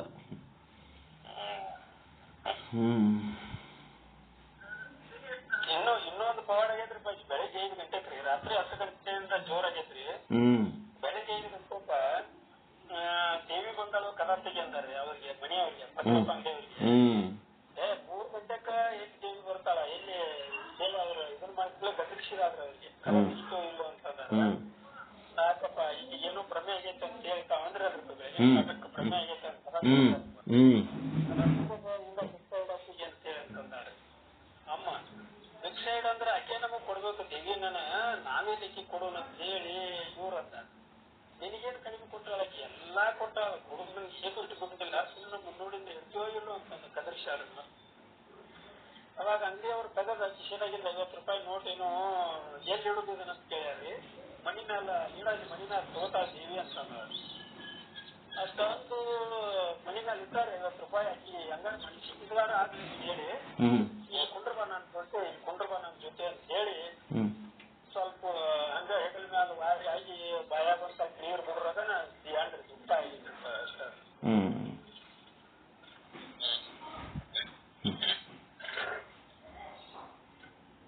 ಅವಾಗೇನಾಗದಲ್ರಿ ಜೀವ ಹೋಗ್ಬಿಟ್ಟದ್ರಪ್ಪ ಅಷ್ಟ ಆಗೋರಾಗ. ಅದೇ ಮನೆ ಮಾತ